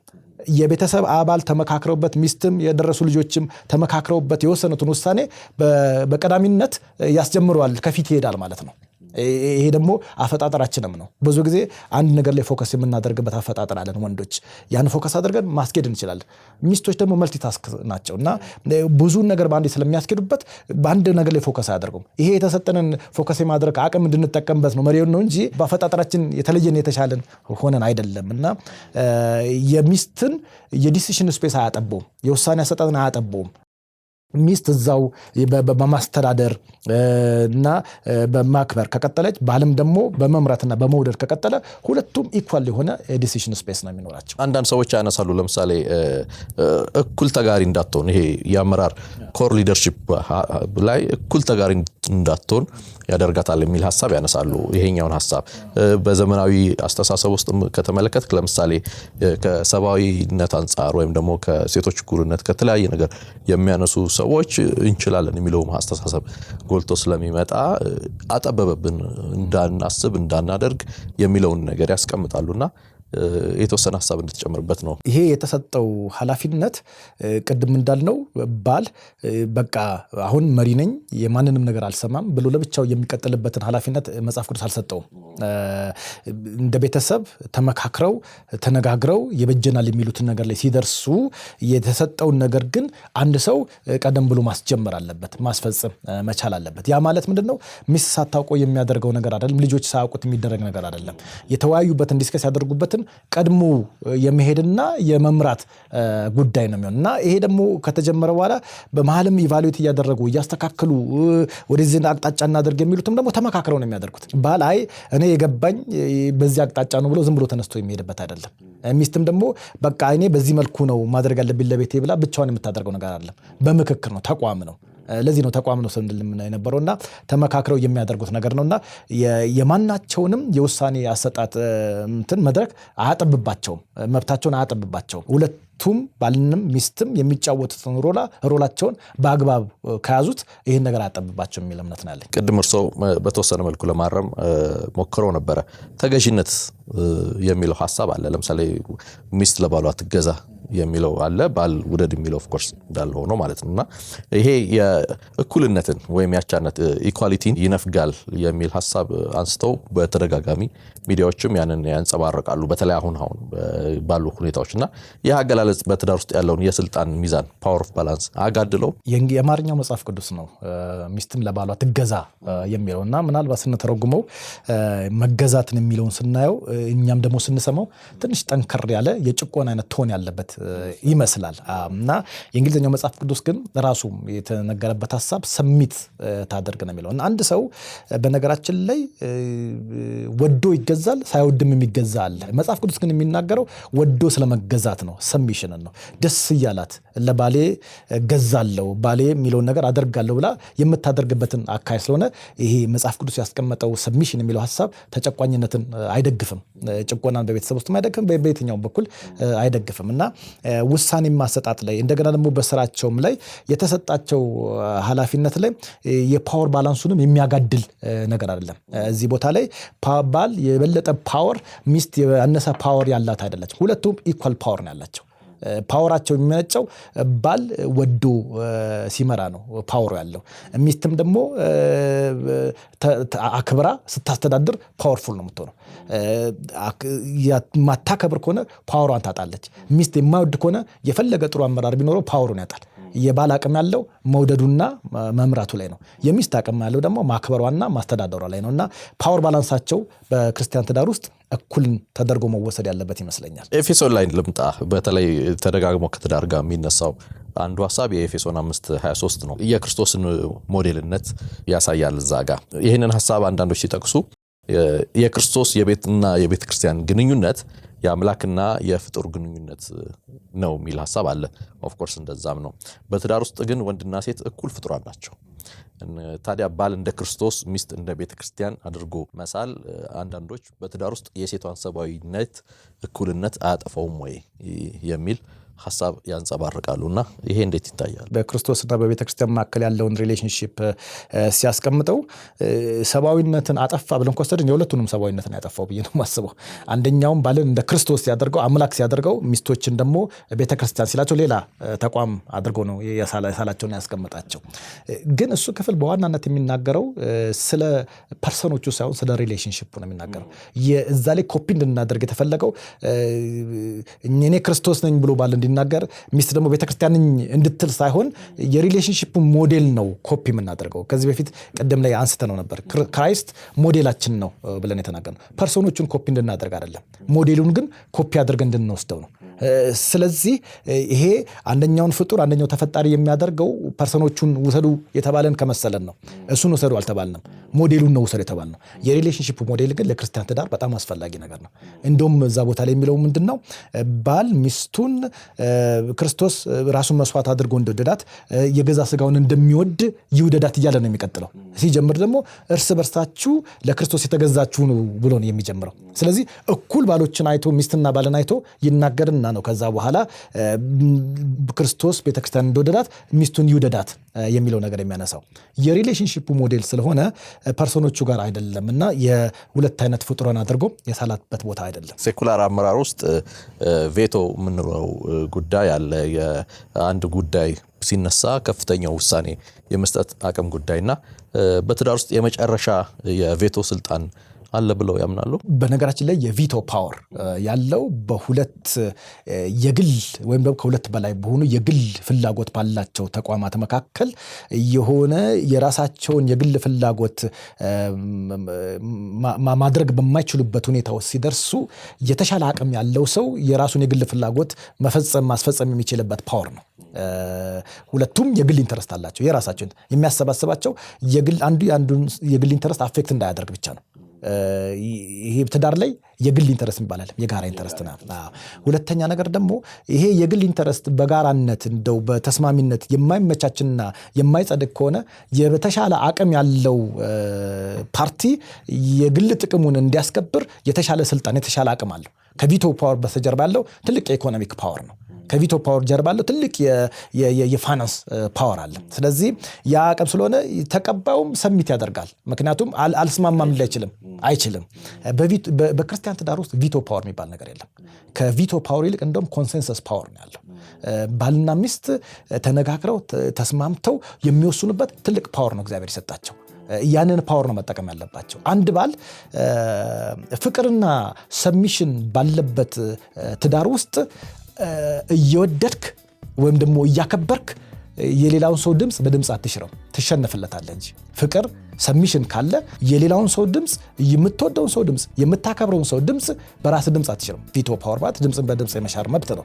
አትሽረውም። እንደውም ስለምትወድ ትሸነፍለታለህ፣ ስለምታከብረው ትሸነፍለታለህ። እና የቪቶ ፓወር በክርስቲያን ትዳር ውስጥ የለም፣ አይሰራም። እየተከታተላችሁ የምትገኙት እይታ የተሰኘውን መርሃ ግብራችንን ነው። እይታ በመግቢያ ላይ እንደነገርኳችሁ በወንጌላውያን ማዕቀፍ ውስጥ ሆኖ በአገር አቀፍ በማህበራዊ ጉዳዮቻችንና የተለያዩ ሀሳቦችን እያነሳን የእንግዶቻችንን እይታ የምንዳስስበት ልዩ መርሃ ግብር ነው። ዛሬ የክርስቲያን ትዳርን ከአመራር አንጻር እየተመለከትን ነው የምንገኘው። እስካሁኑ ደቂቃ እየተከታተላችሁን ካላችሁ በእርግጠኝነት ወዳችሁናል ማለት ነው። ስለዚህ ቻናላችንን ሰብስክራይብ ሳታረጉ የደውል ምልክቱን ሳትጫኑ ደግሞ ወደ ቀጣይ ምዕራፍ እንዳትሻገሩ አደራ ማለት ፈልጋለሁ። ይህንን የእረፍት ጊዜ እናንተ ለዛ ተጠቀሙበት። ካፍታ ቆይታ በኋላ ከዶክተር ዳዊት ጋር ተመልሰን እንገናኛለን። በትዳር ውስጥ ቅድም ለምሳሌ ባልን መሪ ሚስትን አስተዳዳሪ አድርገናት አስቀምጠናልና በዛ እንቅስቃሴ ውስጥ ለምሳሌ ባል ስህተት ሊሰራ ይችላል፣ ወይም በነገሮች በሂደት ውስጥ ስህተቶች ተደጋጋሚ ሊፈጠሩ ይችላሉና ሚስትን በአስተዳዳሪ መርህ ውስጥ አስቀምጠናት ባል ስህተት እየሰራ አይ ሚስት አስተዳዳሪ ብቻ በማድረግ ውስጥ ቤተሰቡን ወደ ጥፋት የመምራት ጎዳና አይፈጥርም ወይ የሚል ሐሳብ ብናነሳስ? ባልም ሚስትም ሁለቱም ያው የራሳቸውን የቻሉ የትዳር አጋሮች ስለሆኑ እግዚአብሔር በቃሉ ላይ ካስቀመጠው ፕሪንሲፕል ውጪ የሚሄዱበት በድካምም ሆን ብለውም ተሳስተውም የሚፈጥሩ ችግሮች የሚፈጠሩበት ሁኔታ አለ እና እንደዚህ አይነት ችግሮች በሚፈጠሩበት ሰዓት አይ ባል መሪ ነው መሪነቱን በአግባቡ ባይወጣም ወይም ደግሞ ባይመራም እንደዚህ ባያደርግም በቃ ትዳሩ ዝም ብሎ ይቀጥል የሚል መጽሐፍ ቅዱሳዊ ሐሳብ የለም። ሁል ጊዜ ግን እንድናሰምርበት የሚያስፈልገው ነገር ባል ይሄንን ፓወር ይሄንን አውቶሪቲ የተቀበለው አኖይንትመንት ወይም ደግሞ አኖይንቲንግ ሆኖ ነው እግዚአብሔር የሰጠው ነው። ሚስትም ደግሞ ይሄንን ነገር የሰጣት እግዚአብሔር ቀጥታ ነው የሰጣት። ይሄ ማለት ግን ባሎች ኃላፊነታቸውን በሚገባ ካልተወጡ ሚስቶች ተክተው እንዳይሰሩ ዴሊጌትድ የሆነ አውቶሪቲ ሊኖራቸው አይችልም ማለት አይደለም። ዋናው መታሰብ ያለበት ነገር እና የዚህ ቦታ ላይ ማየት ያለብን ነገር ሚስት ባል አልቻለም በተለያየ ምክንያት አልመራም ስትል ያልመራበትን ምክንያት በመጀመሪያ ደረጃ አቅም የሚያገኝበትን ነገር ማመቻቸት ያስፈልጋል። የተፈጠረው ለዛ ስለሆነ ኦርዴንድ የተደረገው ለዛ ስለሆነ ያንን አቅም በጸሎትም ሌላም ደግሞ እገዛ በሚደረግበት ነገር እገዛ ተደርጎለት ተመልሶ ወደዛ መምጣት ካልቻለ ተስማምተው ይሄን ነገር እኔ ለስራው ብላ ዴሊጌትድ የሆነ አውቶሪቲ ይኖራታል። እሱ ዳይሬክት አውቶሪቲ ነው ያለው። ስለዚህ ይሄ ለባል የተሰጠውና ኦርዴንድ የሆነበት ካፓሲቲ በስምምነት በተደረገ ትዳር ውስጥ ለሚስትም ይሰራል። ዋናው ምንድነው? የሚስት ኢንቴንሽን የመሪነትን ቦታ ለመያዝ አይደለም፣ ቤቱ በአግባቡ እንዲመራ ነው። ልጆች በአግባቡ እንዲያድጉ ነው። የቤተሰቡ ዓላማ እንዲሳካ ነው። ይሄ ቀን ሆነ አመለካከት ባለበት ውስጥ እግዚአብሔርም የሚስማማበት ነገር ነው የሚሆነው። ብዙ ጊዜ ግን ያለው ነገር ምንድነው? አልቻለበትም ብሎ የመናጠቅ ነገር ካለ አይሰራም እግዚአብሔር ከዛ ጋር። እሱ አልቻለችበትም ብሎ የሚስትን ሐሳብን መንጠቅ ካለ እሱ አይሰራም። ኦፊሻል የሆነ ዴሊጌሽን ያስፈልጋል። ወይም ደግሞ አልቻልክበትም የተባለው ባል ሳያፍር ሳይደክም ምን ሳይል ኦኬ እስቲ ደግሞ አንቺ እስቲ ሞክሪው ይሄ ነገር በቀጥታ እያደረኩት አይደለም ብሎ ካመነና ከሰጠ በሱ ላይ የሚሰራው አውቶሪቲ በሷ ላይ ይሰራባታል። እና ይሄ ዴሊጌትድ አውቶሪቲ እና ዳይሬክት አውቶሪቲን መለየት ያስፈልጋል። እንደዛ ሲሆን ይሰራል። በአሁን ጊዜ ከተመለከትን ሴቶች በትምህርትም በኢኮኖሚም ራሳቸውን የቻሉበትን ሁኔታ እንመለከታለን። ጊዜው ያንን ይፈቅዳል። ይህ የማህበራዊ ለውጥ ደግሞ በመጽሐፍ ቅዱሳዊ የባል መሪነት ላይ ተጽዕኖ አሳድሯል የሚል እይታ ያላቸው ሰዎች አሉና ለዚህ ዘመን ባሎች ምን አይነት ምክር ይሰጣሉ ዶክተር? በጣም ለብዙ ሰዎች ምሳሌ የሚሆኑ ለወንዶችም ለሴቶችም ምሳሌ የሚሆኑ በጣም ትልልቅ ሴቶች አሉ። በጣም ልንማርባቸው የሚገባ በጣም ታታሪ የሆኑ በብዙ ነገር ፕሮፌሽናሊ ፋይናንሻሊ ኢኮኖሚካሊ ጥሩ ደረጃ ላይ የደረሱ በጣም ፓወርፉል ነው ሴቶች። እኔ ለእንደዚህ አይነት ሴቶች ትልቅ ክብር አለኝ። ይሰራሉ፣ ይማራሉ፣ ቤታቸውን ለማስተዳደር ይተጋሉ። ጥሩ ምሳሌ ናቸው። ማየት ያለብንና ክሊር የሆነ ነገር ልንወስድ የሚገባን ነገር በየማስበው መጽሐፍ ቅዱስ ወንድ የሴት ራስ ነው አላለንም። ወንዶች ሁሉ የሴት ራስ ሊሆኑ አይችልም። ወንድም የወንድ ራስ ነው፣ ሴትም የሴት ራስ ነው። መጽሐፍ ቅዱስ ያለው ባል የሚስት ራስ ናት ነው ያለው። ስለዚህ በዚህ በፕሮፌሽንም በፋይናንሻልም በኢኮኖሚም ጥሩ ደረጃ ላይ የደረሱ እህቶቻችን ሚስቶች ሲሆኑ በዛ ፕሮፌሽናቸውና በዛ እውቀታቸው በዛ የተሻለ አድቫንቴጅ ባገኙበት ነገር ላይ በባሎቻቸው ላይ እንዲሰለጥኑ እና ቤታቸውን ልምራው እንዲሉ ሳይሆን በዛ ችሎታቸው ተጠቅመው ቤታቸውን በአግባቡ እንዲያስተዳድሩ የሚጠቅማቸው ነው የሚሆነው። ጥሩ ደረጃ ላይ ደርሰዋል። ከብዙ ወንዶች ይበልጣሉ። when it comes to the family ቤተሰብ ጋር ደረጃ ትዳር ላይ ሲደረስ ግን ባሎች መሪዎች ናቸው፣ ሚስቶች አስተዳዳሪዎች ናቸው። ያ ኢኮኖሚ፣ ያ ፕሮፌሽን፣ ያ ፋይናንስ የሚጠቅመው ቤትን በአግባቡ ለማስተዳደር ነው የሚሆነው። እና ለምሳሌ ፒኤችዲ ያላት አንዲት ብታገባ 12ኛ ክፍል በሚገባ ያጠናቀቀ አንድ ወንድምን ብታገባው እስክታገባው ድረስ ወንድ ነው ራስ ሊሆን አይችልም። ካገባችሁ በኋላ ግን እኔ በ12ኛ ክፍል ወንድ አልመራም ማለት አይቻልም።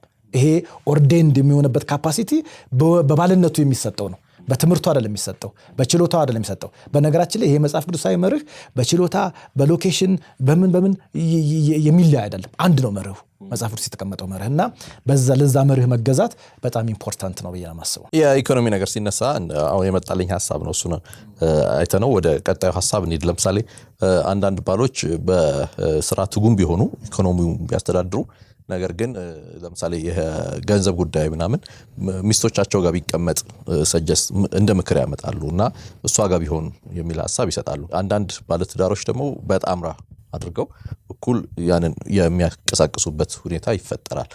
በሌሎች አካባቢ ሲካሄድ ደግሞ ፍጹም ባል ብቻ የሚያንቀሳቅሰው ሆኖ ይቀመጣል። ይሄ ተቋሞቹን ሳይሆን የገንዘብን ጉዳይ ትኩረት ያደረገ ነውና እንደ አመራር ባለሙያ ዶክተር እነዚህን እንዴት ያሉ የፋይናንሻል ማኔጅመንቱ አሁን ያነሳው ነገር ሞር ኦፍ ከማኔጅመንት ካፓሲቲ ከትረስት ጋር የሚገናኝ ነገር ነውና ገንዘቡ የትም ቢቀመጥ በመጀመሪያ ደረጃ ለቤተሰቡ ጥቅምና አገልግሎት እየዋለ ነው የሚለውን ነገር ማረጋገጥ ነው የሚያስፈልገው። ያ እንዲሆን ደግሞ በሚስትም በኩል በባልም በኩል ተአማኒነትን በጣም እንዲያጎላ ጆይንት ሆነ አካውንት ኖራቸው ቢያንቀሳቀሱት ፕላን ቢያደርጉበት ቢሰሩበት በጣም ኢምፖርታንት ነገር ነው። ግን ከፋይናንስም ከሌሎችም ማኔጅመንቶች አንፃር በተለይ ደግሞ ትዳር ውስጥ አንድ ታስክ ብቻ አይደለም፣ ብዙ ታስክ ነው ያለው። የልጆች ትምህርት ቤት ጉዳይ አለ፣ የልጆች ጉዳይ አለ፣ የራሳችን ጉዳይ እንደዚህ ስላለ ያን ነገር በተመለከተ ሚስቶችን በዋናነት የሚሳተፉበት መሆን መቻል አለበት። ያን ዲቴል ብዙ ጊዜ ወንዶች እንስተዋለን ወይም ደግሞ ባሎች እንስተዋለን። ስለዚህ በጋራ መሆኑ፣ በጋራ ፕላን መደረጉ፣ በጋራ መቀመጡ፣ በጋራ መውጣቱ፣ በጋራ መግባቱ የቤተሰብን ትዳር የቤተሰብን ሁኔታ የሚያጠናክር ነው የሚሆነው። ከታሪካዊ ጉዳዮች የሚሰሙ ነገሮች ይኖራሉ። እንደኛ አይነት ሀገር ለባል ከፍተኛውንም ትኩረት ስለሚሰጥ ባህሉም ራሱ ባሎች የኢኮኖሚ የተለያየውን ነገር እነሱ ጋር ያደርጉና እነሱ በአንድ አጋጣሚ ወይ ባይኖሩ ወይ የህይወት ማለፍ ምናምን ሲያጋጥም ብዙ ጊዜ ሚስቶች ጋር አንደኛ ንብረት ያለማወቅም ይከሰታል። አስተዳደሩም ክፍተት ይገጥመዋል። ከዛ ቤተሰብ የመውደቅ አጋጣሚም የመፈጠር ነገር ይኖራልና ከዚህ አንፃር ተጨማሪ ሀሳብ ይሄን ነገር በተመለከተ በተለይ ባሎችም የሚያደርጉትን ነገር በሙሉ ከፋይናንስ ጋር የተያዘ ብቻ ሳይሆን ማንኛውም ነገር ሚስት ማወቅ አለባት። ሚስቶች ሳያውቁት የሚደረግ ነገር በክርስቲያን ትዳር ውስጥ መኖር የለበትም። ለብቻችን የምንለው ነገር ያቆምንበት ተቋም ነው ይሄ ትዳር የሁሉም ሰው ስራ ስለሆነ። ስለዚህ ይሄን ነገር ሳናሳውቅ የምናሳልፋቸው ነገሮች በኋላ ላይ የሚመጣውን ዴንጀር ለመከላከል ብቻ ሳይሆን ከመጀመሪያውኑ እንደ ቤተሰብ አባል ሁሉም ሰው ተሳታፊ መሆን ያለበትን ነገር ማሳየት ስላለብን ነው። ይሄ ነገር እኮ ነው መርሁንም እያስቀጠልን የሚያሳይ። የምትወዳትን ሚስትህን እየደበካት አትኖርም። ይሄ አንዱ ማሳያ ነው የሚሆነውና በነገራችን ላይ የባል ፋይናንሻሊ ከሚስት የተሻለ ስለሆነ አይደለም መሪ የተደረገው ባል በመሆኑ ብቻ ነው። ከሚስት ያነሰ ኢንካም ሊኖረው ይችላል። ከሚስት ያነሰ አክቲቪቲ ሊኖረው ይችላል። ግን ባል በመሆኑ ብቻ እግዚአብሔር የቤተሰብን አባል መሪ እንዲሆን አስቀምጦታል። ከዛ የበለጠ ኢንካም የምታገኝ ሚስት በኢንካማ መብዛት መሪ ልትሆን የምትችልበት ነገር የለም። እኩል ይመራሉ ካል በተለይ በገንዘብና በልጆች አስተዳደግ ላይ ከፍተኛ የአስተዳደግ የአመለካከት ልዩነት ስለሚኖር ውሳኔው የበላይነት በማን ቢያልቅ ይመከራል? ቅድም አቅጣጫ መስጠት የሚለው ላይ ስናነሳ ይሄኛውንም ነገር በተያያዥነት ልናየው እንችላለን። የተቋም ውሳኔ ላይ የአንድ ሰው ውሳኔ አይደለም። ለዚህ ነው ተቋም የምንለው።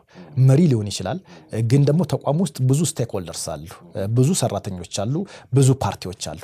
ስለዚህ ውሳኔን የሚሰጠው አንድ ግለሰብ ሳይሆን ተቋም ውስጥ ያሉ በሙሉ ናቸው። ብዙ ጊዜ በክርስቲያን ትዳርም እንደዛ ቢሆን እመክራለሁ።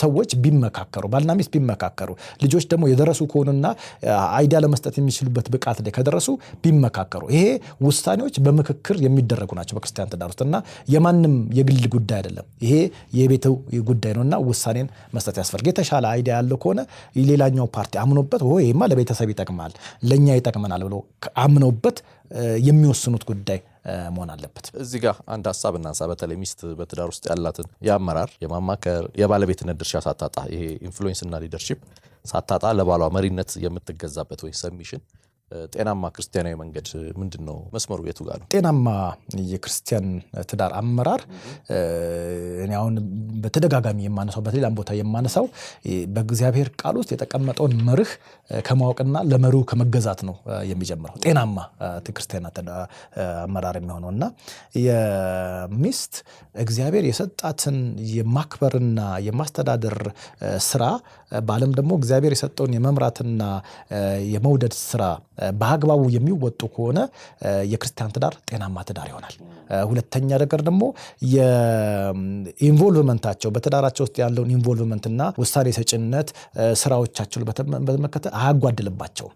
ይሄንን ነገር በአግባቡ ከተወጡ ባል ግን እኔ አልተመቸኝም እየሰራን ያለውን ነገር ወደ ኪሳራ ውስጥ እየከተተን ነው፣ ወደ ሌላ ነገር ውስጥ እየገባን ነው ብሎ በሚስት የስራ ድርሻ ውስጥ መግባት የጀመረ ከሆነ ሚስትም ደግሞ በባል ስራ ውስጥ መግባት የጀመረች ከሆነ የዛን ጊዜ የክርስቲያን ትዳር ጤናማነቱን ያጣል።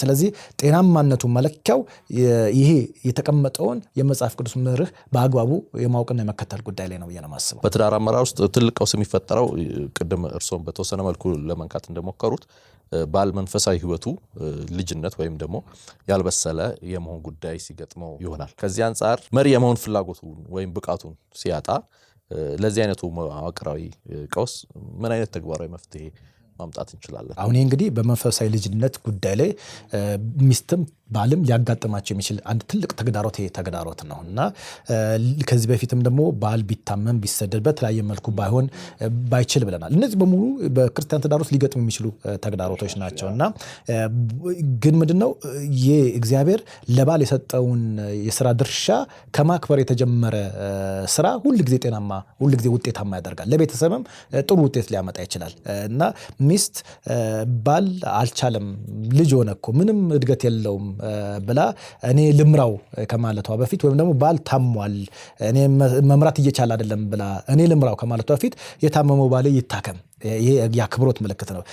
ያልቻለው አቅም ያጣው ልጅ የሆነው ባሌ ደግሞ እስቲ የሚያድግበት ትሬኒንግ የሆነ ነገር ይመቻችለት፣ እገዛ ይደረግለት ከሚለው ነገር ቢጀምር ያ ነገር ሶልቭ ካላደረገው፣ ጸሎት ሶልቭ ካላደረገው፣ ትምህርቱ ስልጠናው ሶልቭ ካላደረገው ሚስት የቤተሰቡን ኃላፊነት ቴክ ኦቨር የምታደርግበት ቅድም ያነሳነው ዴሊጌትድ አውቶሪቲ አላት።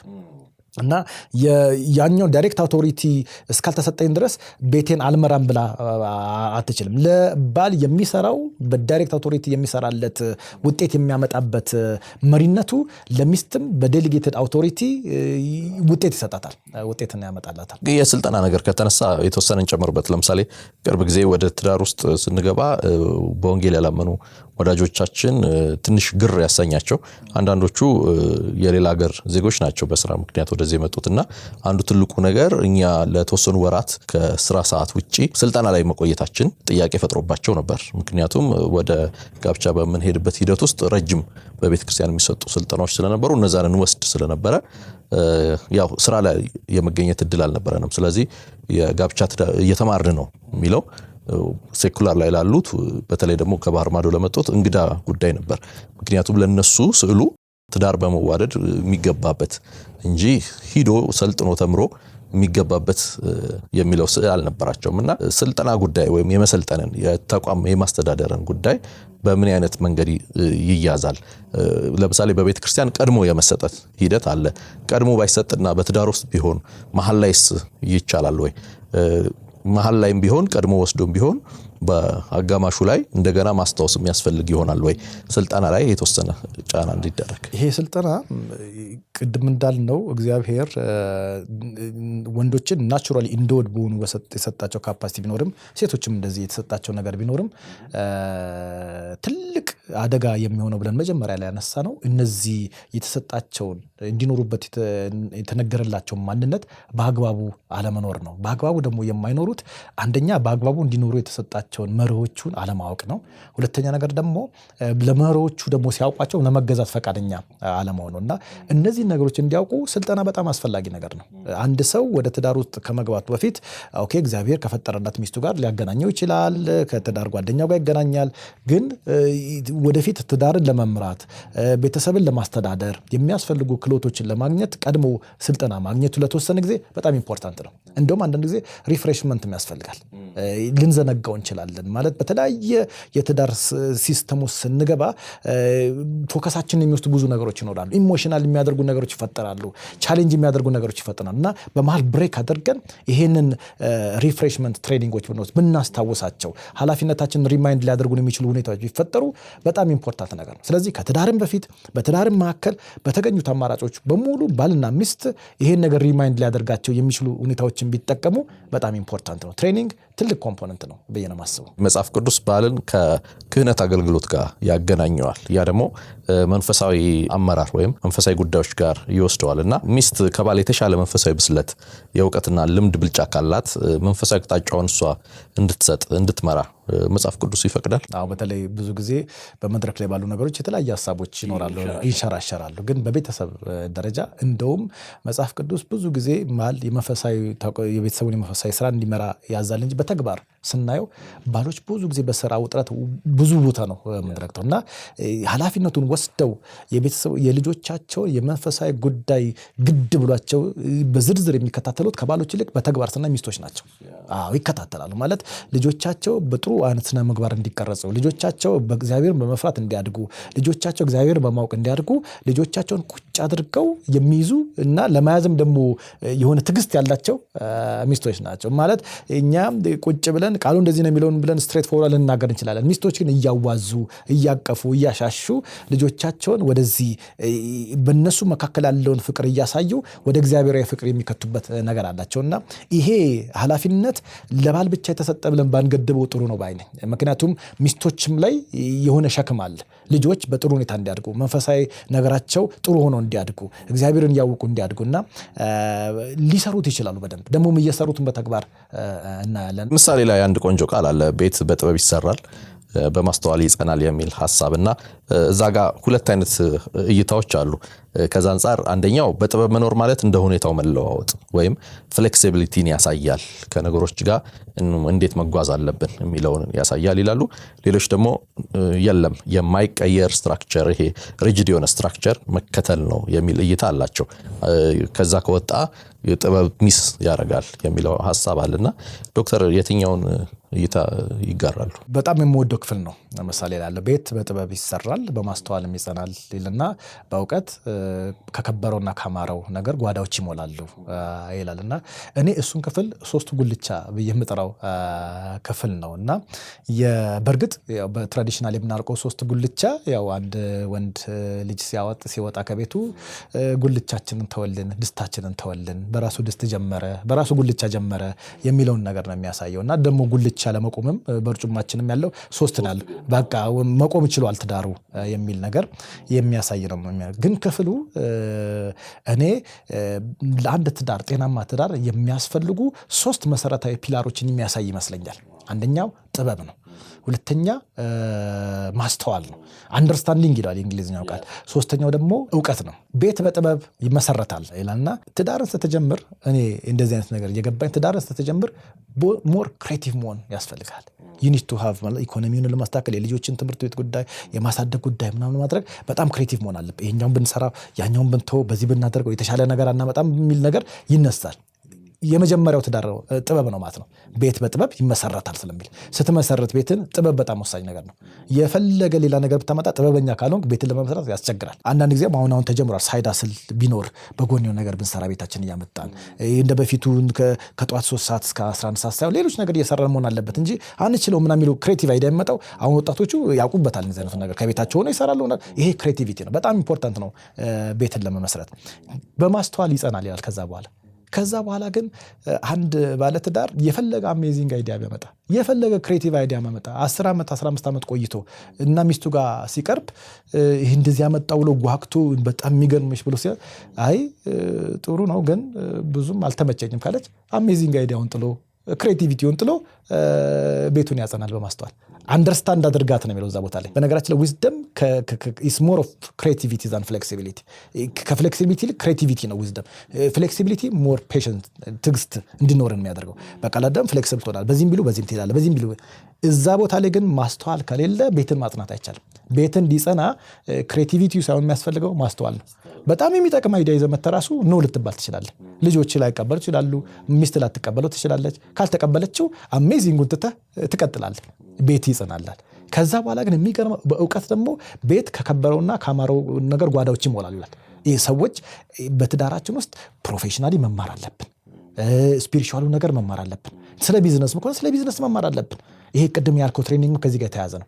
ይሄ ዕውቀት ስናገኝ ቤታችንን በጓዳችንን ከከበረውና ካማረው ነገር እንሞላለን። ቤታችን ትዳራችን በከበረ ነገር እንዲሞላ ከፈለግን መማር ነው ያለብን፣ ማወቅ ነው ያለብን። ዕውቀት ያስፈልጋልና እነዚህ ሶስት ጉልቾች ለትዳር ውስጥ በጣም አስፈላጊ ነገሮች አስፈላጊ ፒላሮች አድርጌ ነው የምወስዳቸው። ከጥበብ አንጻር ሲያነሱ አንድ ጨዋታ ትዝ አለኝ። ፈገግ ብለን ቀጣዩን ሀሳብ እናንሳ። አንድ ልጅ አስማት ወይ የተለየ ጥበብ የሚያሳይ ሰው ለማየት አባትየውን ገንዘብ ይጠይቃቸዋል። ትምህርት ቤት ውስጥ እንደዚህ አይነት ተውኔት አለና ከፍዬ ላይ ሲላቸው አባትየው እዛ ድረስ ምን አስኬደ በ300 ብር እኔ 9 ቤተሰብ እያስተዳደሩ ከዚህ በለጠ አስማት የለም ከዚህ በለጠ አስማት አለ ወይ እኔን አታይም ወይ የሚል ሀሳብ ተነስቷል። ቅድም ባል መሪ ነው ሚስት አስተዳዳሪ ናት የተባለ ቀመር አለና ከእሱ አንጻር ያ ቢለዋወጥ ሁለቱ ተለዋጭ በሆነ የህይወት ውጣ ውረድ ውስጥ ቢሆኑ ባል በህመም ቅድም አንስተነዋል በስደት ባይኖር ቢለዋወጡ ቤቱ በጥበብ አልተመራም ሊባል ይችላል። አክቹዋሊ አጭር መልስ መመለስ ይችላል። አሁን ለዚህኛው ትላነስታነ በተደጋጋሚ ሚስት ባላት ዴሊጌትድ አውቶሪቲ ይሄ መሪነቱን ስራ ብትይዘው እንደው ከጥበብ ጋር ቀጥታ ባናያይዘው በመርህ አልተመራም ማለት አንችልም። መርሁ ተከብሯል። ስለዚህ በትክክልም ለቤተሰቡ እግዚአብሔር ያስቀመጠው ነገር ይሰራላታል ይሆናል። በባል ውስጥ እግዚአብሔር ያስቀመጠው መሪነትን ተከትሎ ሊመጣ የሚችለው በረከት ሚስትም በዴሊጌትድ አውቶሪቲ የወሰደችው መሪነት ይሰራላታል። ስለዚህ በረከቱ ይመጣላታልና ያስኬዳል ብዬ ነው የማስበው። ውጤታማ መሪ ለመሆን የሚያስፈልጉ ክህሎቶችን እናንሳ። ለምሳሌ ስሜትን መረዳት፣ ግጭት አፈታት፣ እንደዚህ መሰሎቹን ምን ማንሳት እንችላለን ዶክተር? በተለይ በትዳር ውስጥ ሊሰጡ የሚገቡ ትሬኒንጎች መካከል እነዚህ አይነት በጣም አስፈላጊዎች ናቸው። በተለይ ከኢሞሽናል ኢንተለጀንስ ጋር ተያይዞ ቤት ጋር ትዳር ጋር ስትደርስ ኢሞሽናሊ ኢንተለጀንት ካልሆንክ በጣም ነው የሚቸግረው። ብዙ ጊዜ የምንቸገርበትም ጉዳይ ኢሞሽናል ኢንተለጀንት አለመሆናችን ነው። ስለምንቀራረብ ባልና ሚስቶች የተቀራረቡ ሰዎች ስለሆኑ ሌላ ቦታ ላይ እንኳን የማናደርገውን ኢሞሽን ቤታችን ውስጥ ልናሳየው እንችላለን እና ኢሞሽናል ኢሞሽናል ኢንቴሊጀንስ የሌላው ሰው የስሜት ጉዳይ መረዳት ብቻ ሳይሆን የራሳችንን ስሜት ፕሮፐርሊ ማኔጅ የማድረግ ጉዳይ ነው። ያዝ የማድረግ የማሳለፍ አንደርስታንድ ለማድረግ ብሬናችን ክፍት የሚሆነው ኢሞሽናችን ሲቀንስ ነው ብዙ ጊዜ እና እንደነሱ አይነት ስልጠናዎች ኮንፍሊክት ሪዞሉሽን፣ ኮንፍሊክት ማኔጅመንት መሰልጠን፣ ቅድም ሰርቫንት ሊደርሺፕን አንስተናል። ሰርቫንት ሊደርሺፕ በጣም ኢምፖርታንት ነው። በጀቲንግን ፋይናንሻል ማኔጅመንት ትሬኒንጎች በጣም አስፈላጊ ነገሮች። እነዚህ ስልጠናዎች በትዳር ውስጥ ላሉ ሰዎች ቢሰጡ ጥሩ ነው። በልምድ የምናደርጋቸው ነገሮች አይደለም። ኤክስፒሪየንስ ሼር ማድረጋችን ይጠቅመናል እና ይህን ካፓሲቲ ቢልድ ለማድረግ ተጋቢዎች ወይም ደግሞ በትዳር ውስጥ ያሉ ሰዎች የእነዚህን ስልጠናዎች ቢያገኙ ጥሩ ነው ብዬ አስባለሁ። ምናልባት እርስዎ በተለያዩ ተቋማትም በትምህርትም በስልጠናውም አካባቢ ስላሉ እነዚህ ነገሮች በቤተ ክርስቲያናት በተገቢ ሁኔታ እየተዳሰሱ ነው ብለው ያምናሉ? ይህንን ሳይተዋል በስልጠናዎቻችን፣ ትምህርቶቻችን፣ የጋብቻ ጉዳዮቻችን እነዚህ ነገሮች በአግባቡ ይዞ ሰነዶቻችን ያንን ያሳያሉ ወይ? የሚገርመው ብዙ ጊዜ በተለይ በማሪጅ ካውንስሊንግ ላይ ሰዎች ሲናገሩት የምሰማው አንድ ባልና ሚስት ቸርችም አብረው እየመጡ አይደለም፣ እየተነጋገሩ አይደለም፣ ወይም ደግሞ እንደዚህ ነገር እናያለን፣ ትክክል ያልሆነ ነገር እናያለን ብለው መጀመሪያ ሲረዱ የሚያደርጉት እየተነጋገሩ አይደለም የሚለው መነሻ ይወስዱና ካውንስል ሊያደርጓቸው ይቀርባሉ እና ሚስትን ሊያናግሩ ይችላሉ። ለምሳሌ ሲያናግሩ ምንድን ነው የተፈጠረው ነገር ብለው ሲጠይቁ አይ ምንም እኔ ደስ አላለኝም፣ ባሌ ገንዘብ አባካይ ነው፣ ምን እንደሚያደርገው ገንዘቡን አላውቅም ትላለች ስትል መጀመሪያው ነው። ብዙ ጊዜ አንድን ኮር ፕሮብሌም ለማድረግ 5 ጊዜ ለምን ብሎ መጠየቅ ያስፈልጋል። በትንሹ 5 ጊዜ ዋይ ያለ መጠየቅ እና ለምንድን ነው እንደዛ የሆነው፣ ለምንድን ነው የማትነጋገሩት ሲባል አይ ገንዘብ ያባክናል እና ገንዘብ ስለሚያባክን ደስ አላለኝም ብላትና ኦኬ። ስለዚህ ማሪጅ ካውንስል ላይ የሚሰሩ ሰዎች አሁን ኮር ፕሮብሌሙን አግኝተነዋል ብሎ ያስቡና ይሄ ነገር ፋይናንሻል ማኔጅመንት በጀት ላይ ስልጠና ቢሰጣቸው በግድ ያስገቧቸው። ባልታደሮች እኮ የፋይናንሻል ማኔጅመንት ፕሮብሌም አይደለም ያለባቸው፣ ትላልቅ እኮ ተቋም ያስተዳድራሉ። እሱ አይደለም። እሱን ይሰለጥኑና ይወጣሉ። ከዛ በኋላ ችግሩ ይቀጥላል። አሁንም ችግሩ አለ። ምንድን ነው? አይ ባል ይጠየቃል። ደስተኛ አይደለሁም፣ እኔ ደስተኛ ስላልሆንኩኝ እኔ ቤት ያላሳልፍም፣ ውጭ ወጥቼ ነው ሻይ ቡና ላለሁ፣ ከጓደኞች ጋር ዝናናለሁ፣ ስለዚህ ነው ገንዘብ ማጠፋው ይላል። ኦኬ ደስተኛ አይደለም። ስለዚህ ኮር ፕሮብሌሙ ተገኝቷል እና ይሄ ነገር በባልና ሚስት መካከል ኢንቲሜሲ የለም፣ አብሮ እንጆይ እያደረጉ አይደለም። ስለዚህ አብሮ እንዲሆኑ ስልጠና ይሰጣቸው፣ ምክር ይሰጣቸው ይባል። ምክር ይሰጣቸዋል። ምክሩን ካገኘው በኋላ አሁንም አይስተካከልም። ከዛ በኋላ ደግሞ ይጠይቃል። ምንድን ነው ደስተኛ አይደለሁም ብሎ ስልጠና አገኛችሁ አሁንም ለውጥ የለም ሲባል በቀጥታ ይክድና እንዴት ነው ሴክሹዋል የትዳር ላይፋችሁ መኝታ ክፍላችሁ እንዴት ነው ይጠየቃል። አሁንማ መኝታ ክፍል ድረስ ከገባን ዋናውን ኮር አገኘ ነው ብለን ብዙ ጊዜ እናስባለን። ብዙ ጊዜ ማሪጅ ካውንስል ላይ እንደ ሴንሲቲቭ ቶፒክም ተደርጎ ሲወራ ሰማል እና ከተገባ በኋላ አይ እንደዚህ ነው አይ እሱም ብዙ አይደለም እንደው ብዙም ትላለ ሚስት ልትል ትችላለች ስትል ኦኬ በዚህ ጉዳይ ላይ ደግሞ እስቲ ምክር ይሰጣቸው ይባላል። ምክር ይሰጣል፣ ለውጥ አይመጣም። ከዛ በኋላ መጨረሻ ላይ ምንድነው ታውቃለህ፣ ወደ መኝታ ቤት ስናልፍ የሳሎኑን እንዘነገዋለን። መርሆ ያለው ሳሎን ውስጥ ነው ያለው፣ ፕሪንሲፕሎች ያሉ ሳሎን ውስጥ ነው ያሉት። ስለዚህ ምንድነው እንደዚህ አይነት ነገር እንሰማለን ካውንስሊንግ ላይ እንደዚህ ነው ሲባል እንዴ ምንም እኮ እኔ እዚህ ቤት እኮ እየተከበርኩ አይደለም ይላል።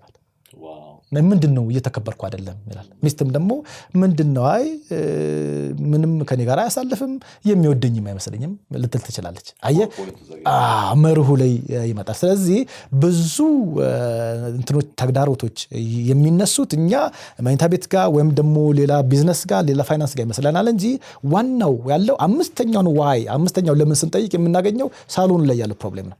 ስለዚህ ደስ ካላለኝ ምንድን እንደዚህ ነገር ምን አትራክት ያደርገኛል ይላል ባል። ሚስትም ደግሞ ምንም እንደዚህ ወድሻለሁ ካለ ምን አትራክት ያደርገኛል ይላሉና ፕሪንሲፕሉ ላይ ከሰራ ነው ብዙዎቹን ነገሮች አድሬስ እናደርጋቸዋለን ብዬ አስባለሁ። ፕሪንሲፕሉ ወሳኝ ነው። የፋይናንሻል ማኔጅመንቱን ፕሪንሲፕሉ ይቀድመዋል፣ ሌላውን ፕሪንሲፕሉ ይቀድመዋል። ፕሪንሲፕሉ የማይነካው ነገር ስለሌለ አንዳንዴ እንደውም ባልና ሚስቶች ራሳቸው ይደርሱበታል። ይሄ ኮንፍሊክት ሪዞሉሽንን ፕሪንሲፕሉን ሲያውቁት ይደርሱበታል፣ ሰርቫንት ሊደርስ ይደርሱበታል።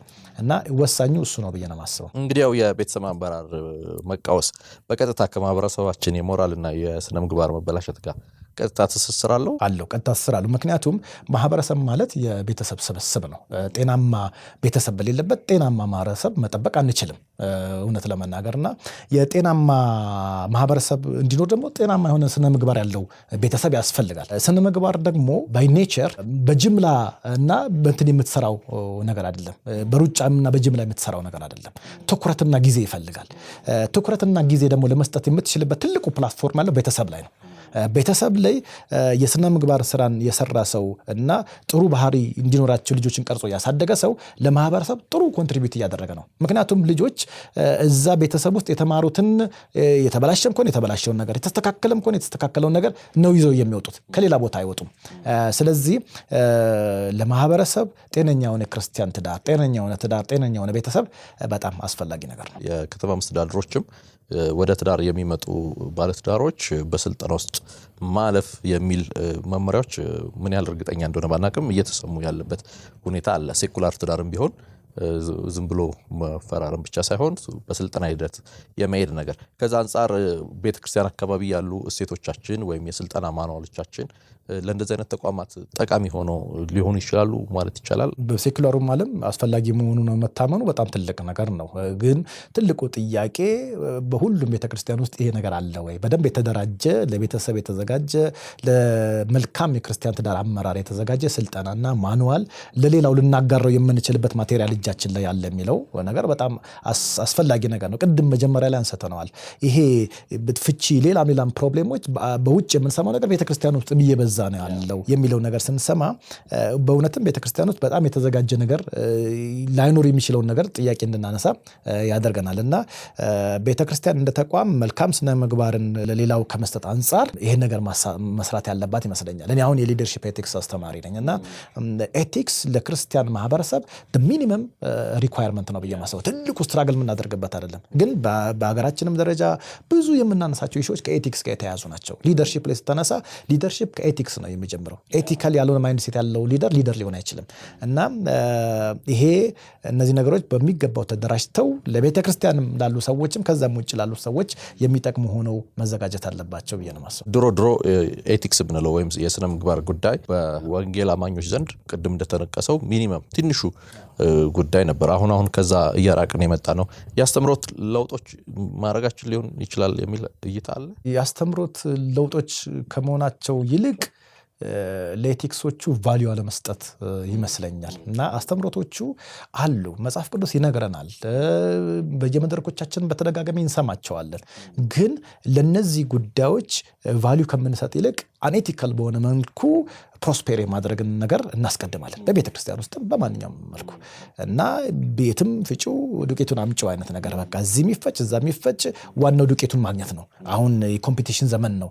ስለዚህ በኮምፒቲሽን ዘመን እንደዚህ ነው የሚሉ ነገሮች ፖፑላር የሆኑ የመጡበት ነገር ነው። እና ለእነዚህ መሪዎች ቫልዩ ያለመስጠት ነገር ነው የምታየው። እና በውጩም በቤተ ክርስቲያን ውስጥ ያሉ ነገሮች እንደዚህ አይነት ነገሮች ቢበረታቱ፣ ሰዎች ቫልዩ እንዲሰጡ በተደጋጋሚ ቢነገር ቢያውቁት ጥሩ ነው። ትዳራቸው ጤነኛ የሆነ ባለትዳሮች በአሁን ዘመን በዙሪያችን ላለው ተስፋ ለቆረጠው ማህበረሰብ የሚሰጡት ትልቁ የህይወት ምስክርነት ምንድን ነው? ብዙ ሰዎች በተለይ በዓለም ያሉ ሰዎች አንዳንድ ክርስቲያን ትዳሮችን እንዴ እሱም እንደናንተ ነው እንዴ የሚሉ ጥያቄ ሲያነሱ ትሰማለህ። አንዱ ትዳር በጣም በሚገርም ሁኔታ ምንነቱ ሳይናገር ክርስቲያን መሆኑ ሳይናገር ራሱ የሆነ ትልቅ ሜሴጅ ያስተላልፋል። የክርስቲያን ትዳር ትልቁ መለያው መሆን አለበት ብዬ ማስበው እግዚአብሔርን ማክበሩ ነው። በትዳር ውስጥ አብሮ ከሚሰራው ቢዝነስ በሚሰራቸው ሰዎች መካከል፣ አብሯቸው ከሚኖራቸው ጎረቤቶቹ መካከል እግዚአብሔርን የሚያከብር ሜሴጅ ይተላለፍበታል። እግዚአብሔር ይከበራል። እንደዛ የሚሏቸው ሰዎች አሉ። የእናንተ ትዳር እኮ የሚገርም ትዳር ነው እና እኔ ይገርመኛል፣ በቃ ጴንጤ መሆናችሁ ወይም ደግሞ ክርስቲያን መሆናችሁ ይታወቃል የሚሉ ሰዎች። አንደኛው እግዚአብሔር መከበሩ ነው። ሁለተኛ ነገር ደግሞ የቤተሰቡ ፕሮግራም እቅዶች እና ዓላማዎች የሚሳኩበት መሆን አለበት። አንደኛው የራሱን ኢንተረስት ብቻ እየጎተተ የቤተሰቡን ኢንተረስት የሚጎዳበት መሆን የለበትም። በቃ ሳክሪፋይስ አድርጎ ባልም ሚስትም ሳክሪፋይስ አድርጎ የቤተሰቡ ግን ዓላማ እንደ ቤተሰብ የሚሳካበት ነገር መሆን አለበት። ክርስቶስን የምናሳይበት መሆን አለበት።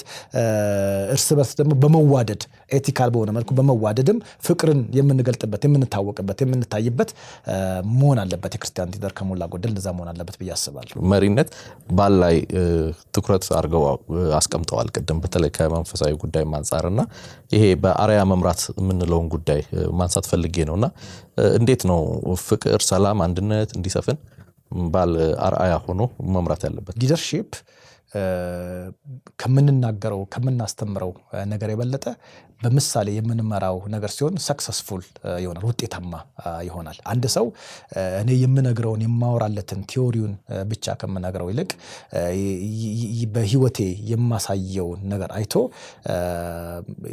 ያንን የተናገርኩትን ነገር ኢዝሊ ኮፒ ያደርገዋል። አንድን ጥሩ አመራር ኮፒ ለማድረግ ምሳሌ አመራር በጣም ወሳኝ ነገር ነው። በምሳሌ መምራት ልጆችም እንደዛ ነው። በቤተሰብ ውስጥ ይሄ ነው ተጠንቀቅ፣ እንደዚህ አድርግ፣ እንደዚህ አታድርግ ከምንላቸው ነገር የበለጠ እንደ ባል፣ እንደ መሪ፣ እንደ ቤተሰብ እናትና አባት በምሳሌ አመራር የምንመራቸው ነገር እሱን ኮፒ ያደርጉት አይረሱትም። ምሳሌ አመራር ለቤተሰብም ለተቋምም ለማንኛውም ተቋም በጣም ኢምፖርታንት ነገር ነው። ስለዚህ እኔም ብዙ ጊዜ ምን እንላለው ምሳሌ አመራርን ስመለከት አክሽን ኢዝ ቤተር ዘን ፕሮሞሽን። ፕሮሞት ነው የምናደርገው ስንናገር ያስፈልጋል እንደዚህ እናድርግ ምንለው፣ እኛ ግን ስናደርገው አክሽን ነው። ስለዚህ አክሽን እየቀረበ ነው ከፕሮሞሽን። ለተማሪዎችም ለተከታዮችም ለሰልጣኞችም ለሁሉም ነገር የቀረበ ነው። ስለዚህ ምሳሌ አመራር በጣም አስፈላጊ ነገር ነው። ቤታቸውን መፈተሽ የሚፈልጉ ባለትዳሮች ካሉ የክርስቲያን ትዳር አመራር ስኬታማ መሆኑ የሚለካባቸው መስፈርቶች አሉ ብለን ማስቀመጥ የምንችላቸው ይኖሩ ይሆን? አዎ፣ ኢንዳይሬክት ቅድም ለመንካት የሞከርኩት ሀሳብ ነው። አንደኛ በተለይ ክርስቲያን ትዳር አመራር በሚሆንበት ሰዓት የግል ጉዳይ ስለማይሆን፣ የሚስትን ብቻ ጉዳይ የባልን ብቻ ጉዳይ ስለማይሆን የክርስቲያን ትዳር እንደመሆኑ መጠን እግዚአብሔር ያጣመረው እግዚአብሔር ይከብርበታል ወይ? የእግዚአብሔር ክብር ይታይበታል ወይ? ሰዎች ትዳራችን ሲያዩ የነሱ ትዳር ብሎ እግዚአብሔርን ያከብራል ወይ? በእውነት እግዚአብሔር እዚህ ቤት አለ፣ እግዚአብሔር ይህን ነገር ያሳየን ብለው እግዚአብሔርን ያከብሩበታል የሚለው አንድ ትልቁ የስኬት ማሳያ ነው የክርስቲያን ትዳር። ሌላው ደግሞ የመንፈስን አንድነት መጠበቅ፣ ስፒሪቹዋል ዩኒቲ ያስፈልጋል።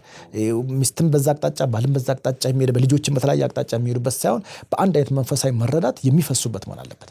ባልና ሚስት ከአንድ ወንዝ ይቀዳሉ ሲባል ብዙ ጊዜኛ የሆነ ከአንድ ሰፈር ወይም እንደዛ ብቻ አይደለም። የሚገርም ወንዝ ይፈሳሉ ማለት ከሆኑ ማለት ሲሄዱ ራሱ በአንድ አቅጣጫ በአንድ ዓላማ ይዘው ወንዝ እየተጋጨ ከድንጋይ ጋር ከውምናም እየተጋጨ እርስ በርሱም እየተጋጨ ብቻ ግን ይፈሳል። ግጭቱ አለ፣ ወዚህም በዚህ መጋጨት አለ፣ ግን ይፈሳል።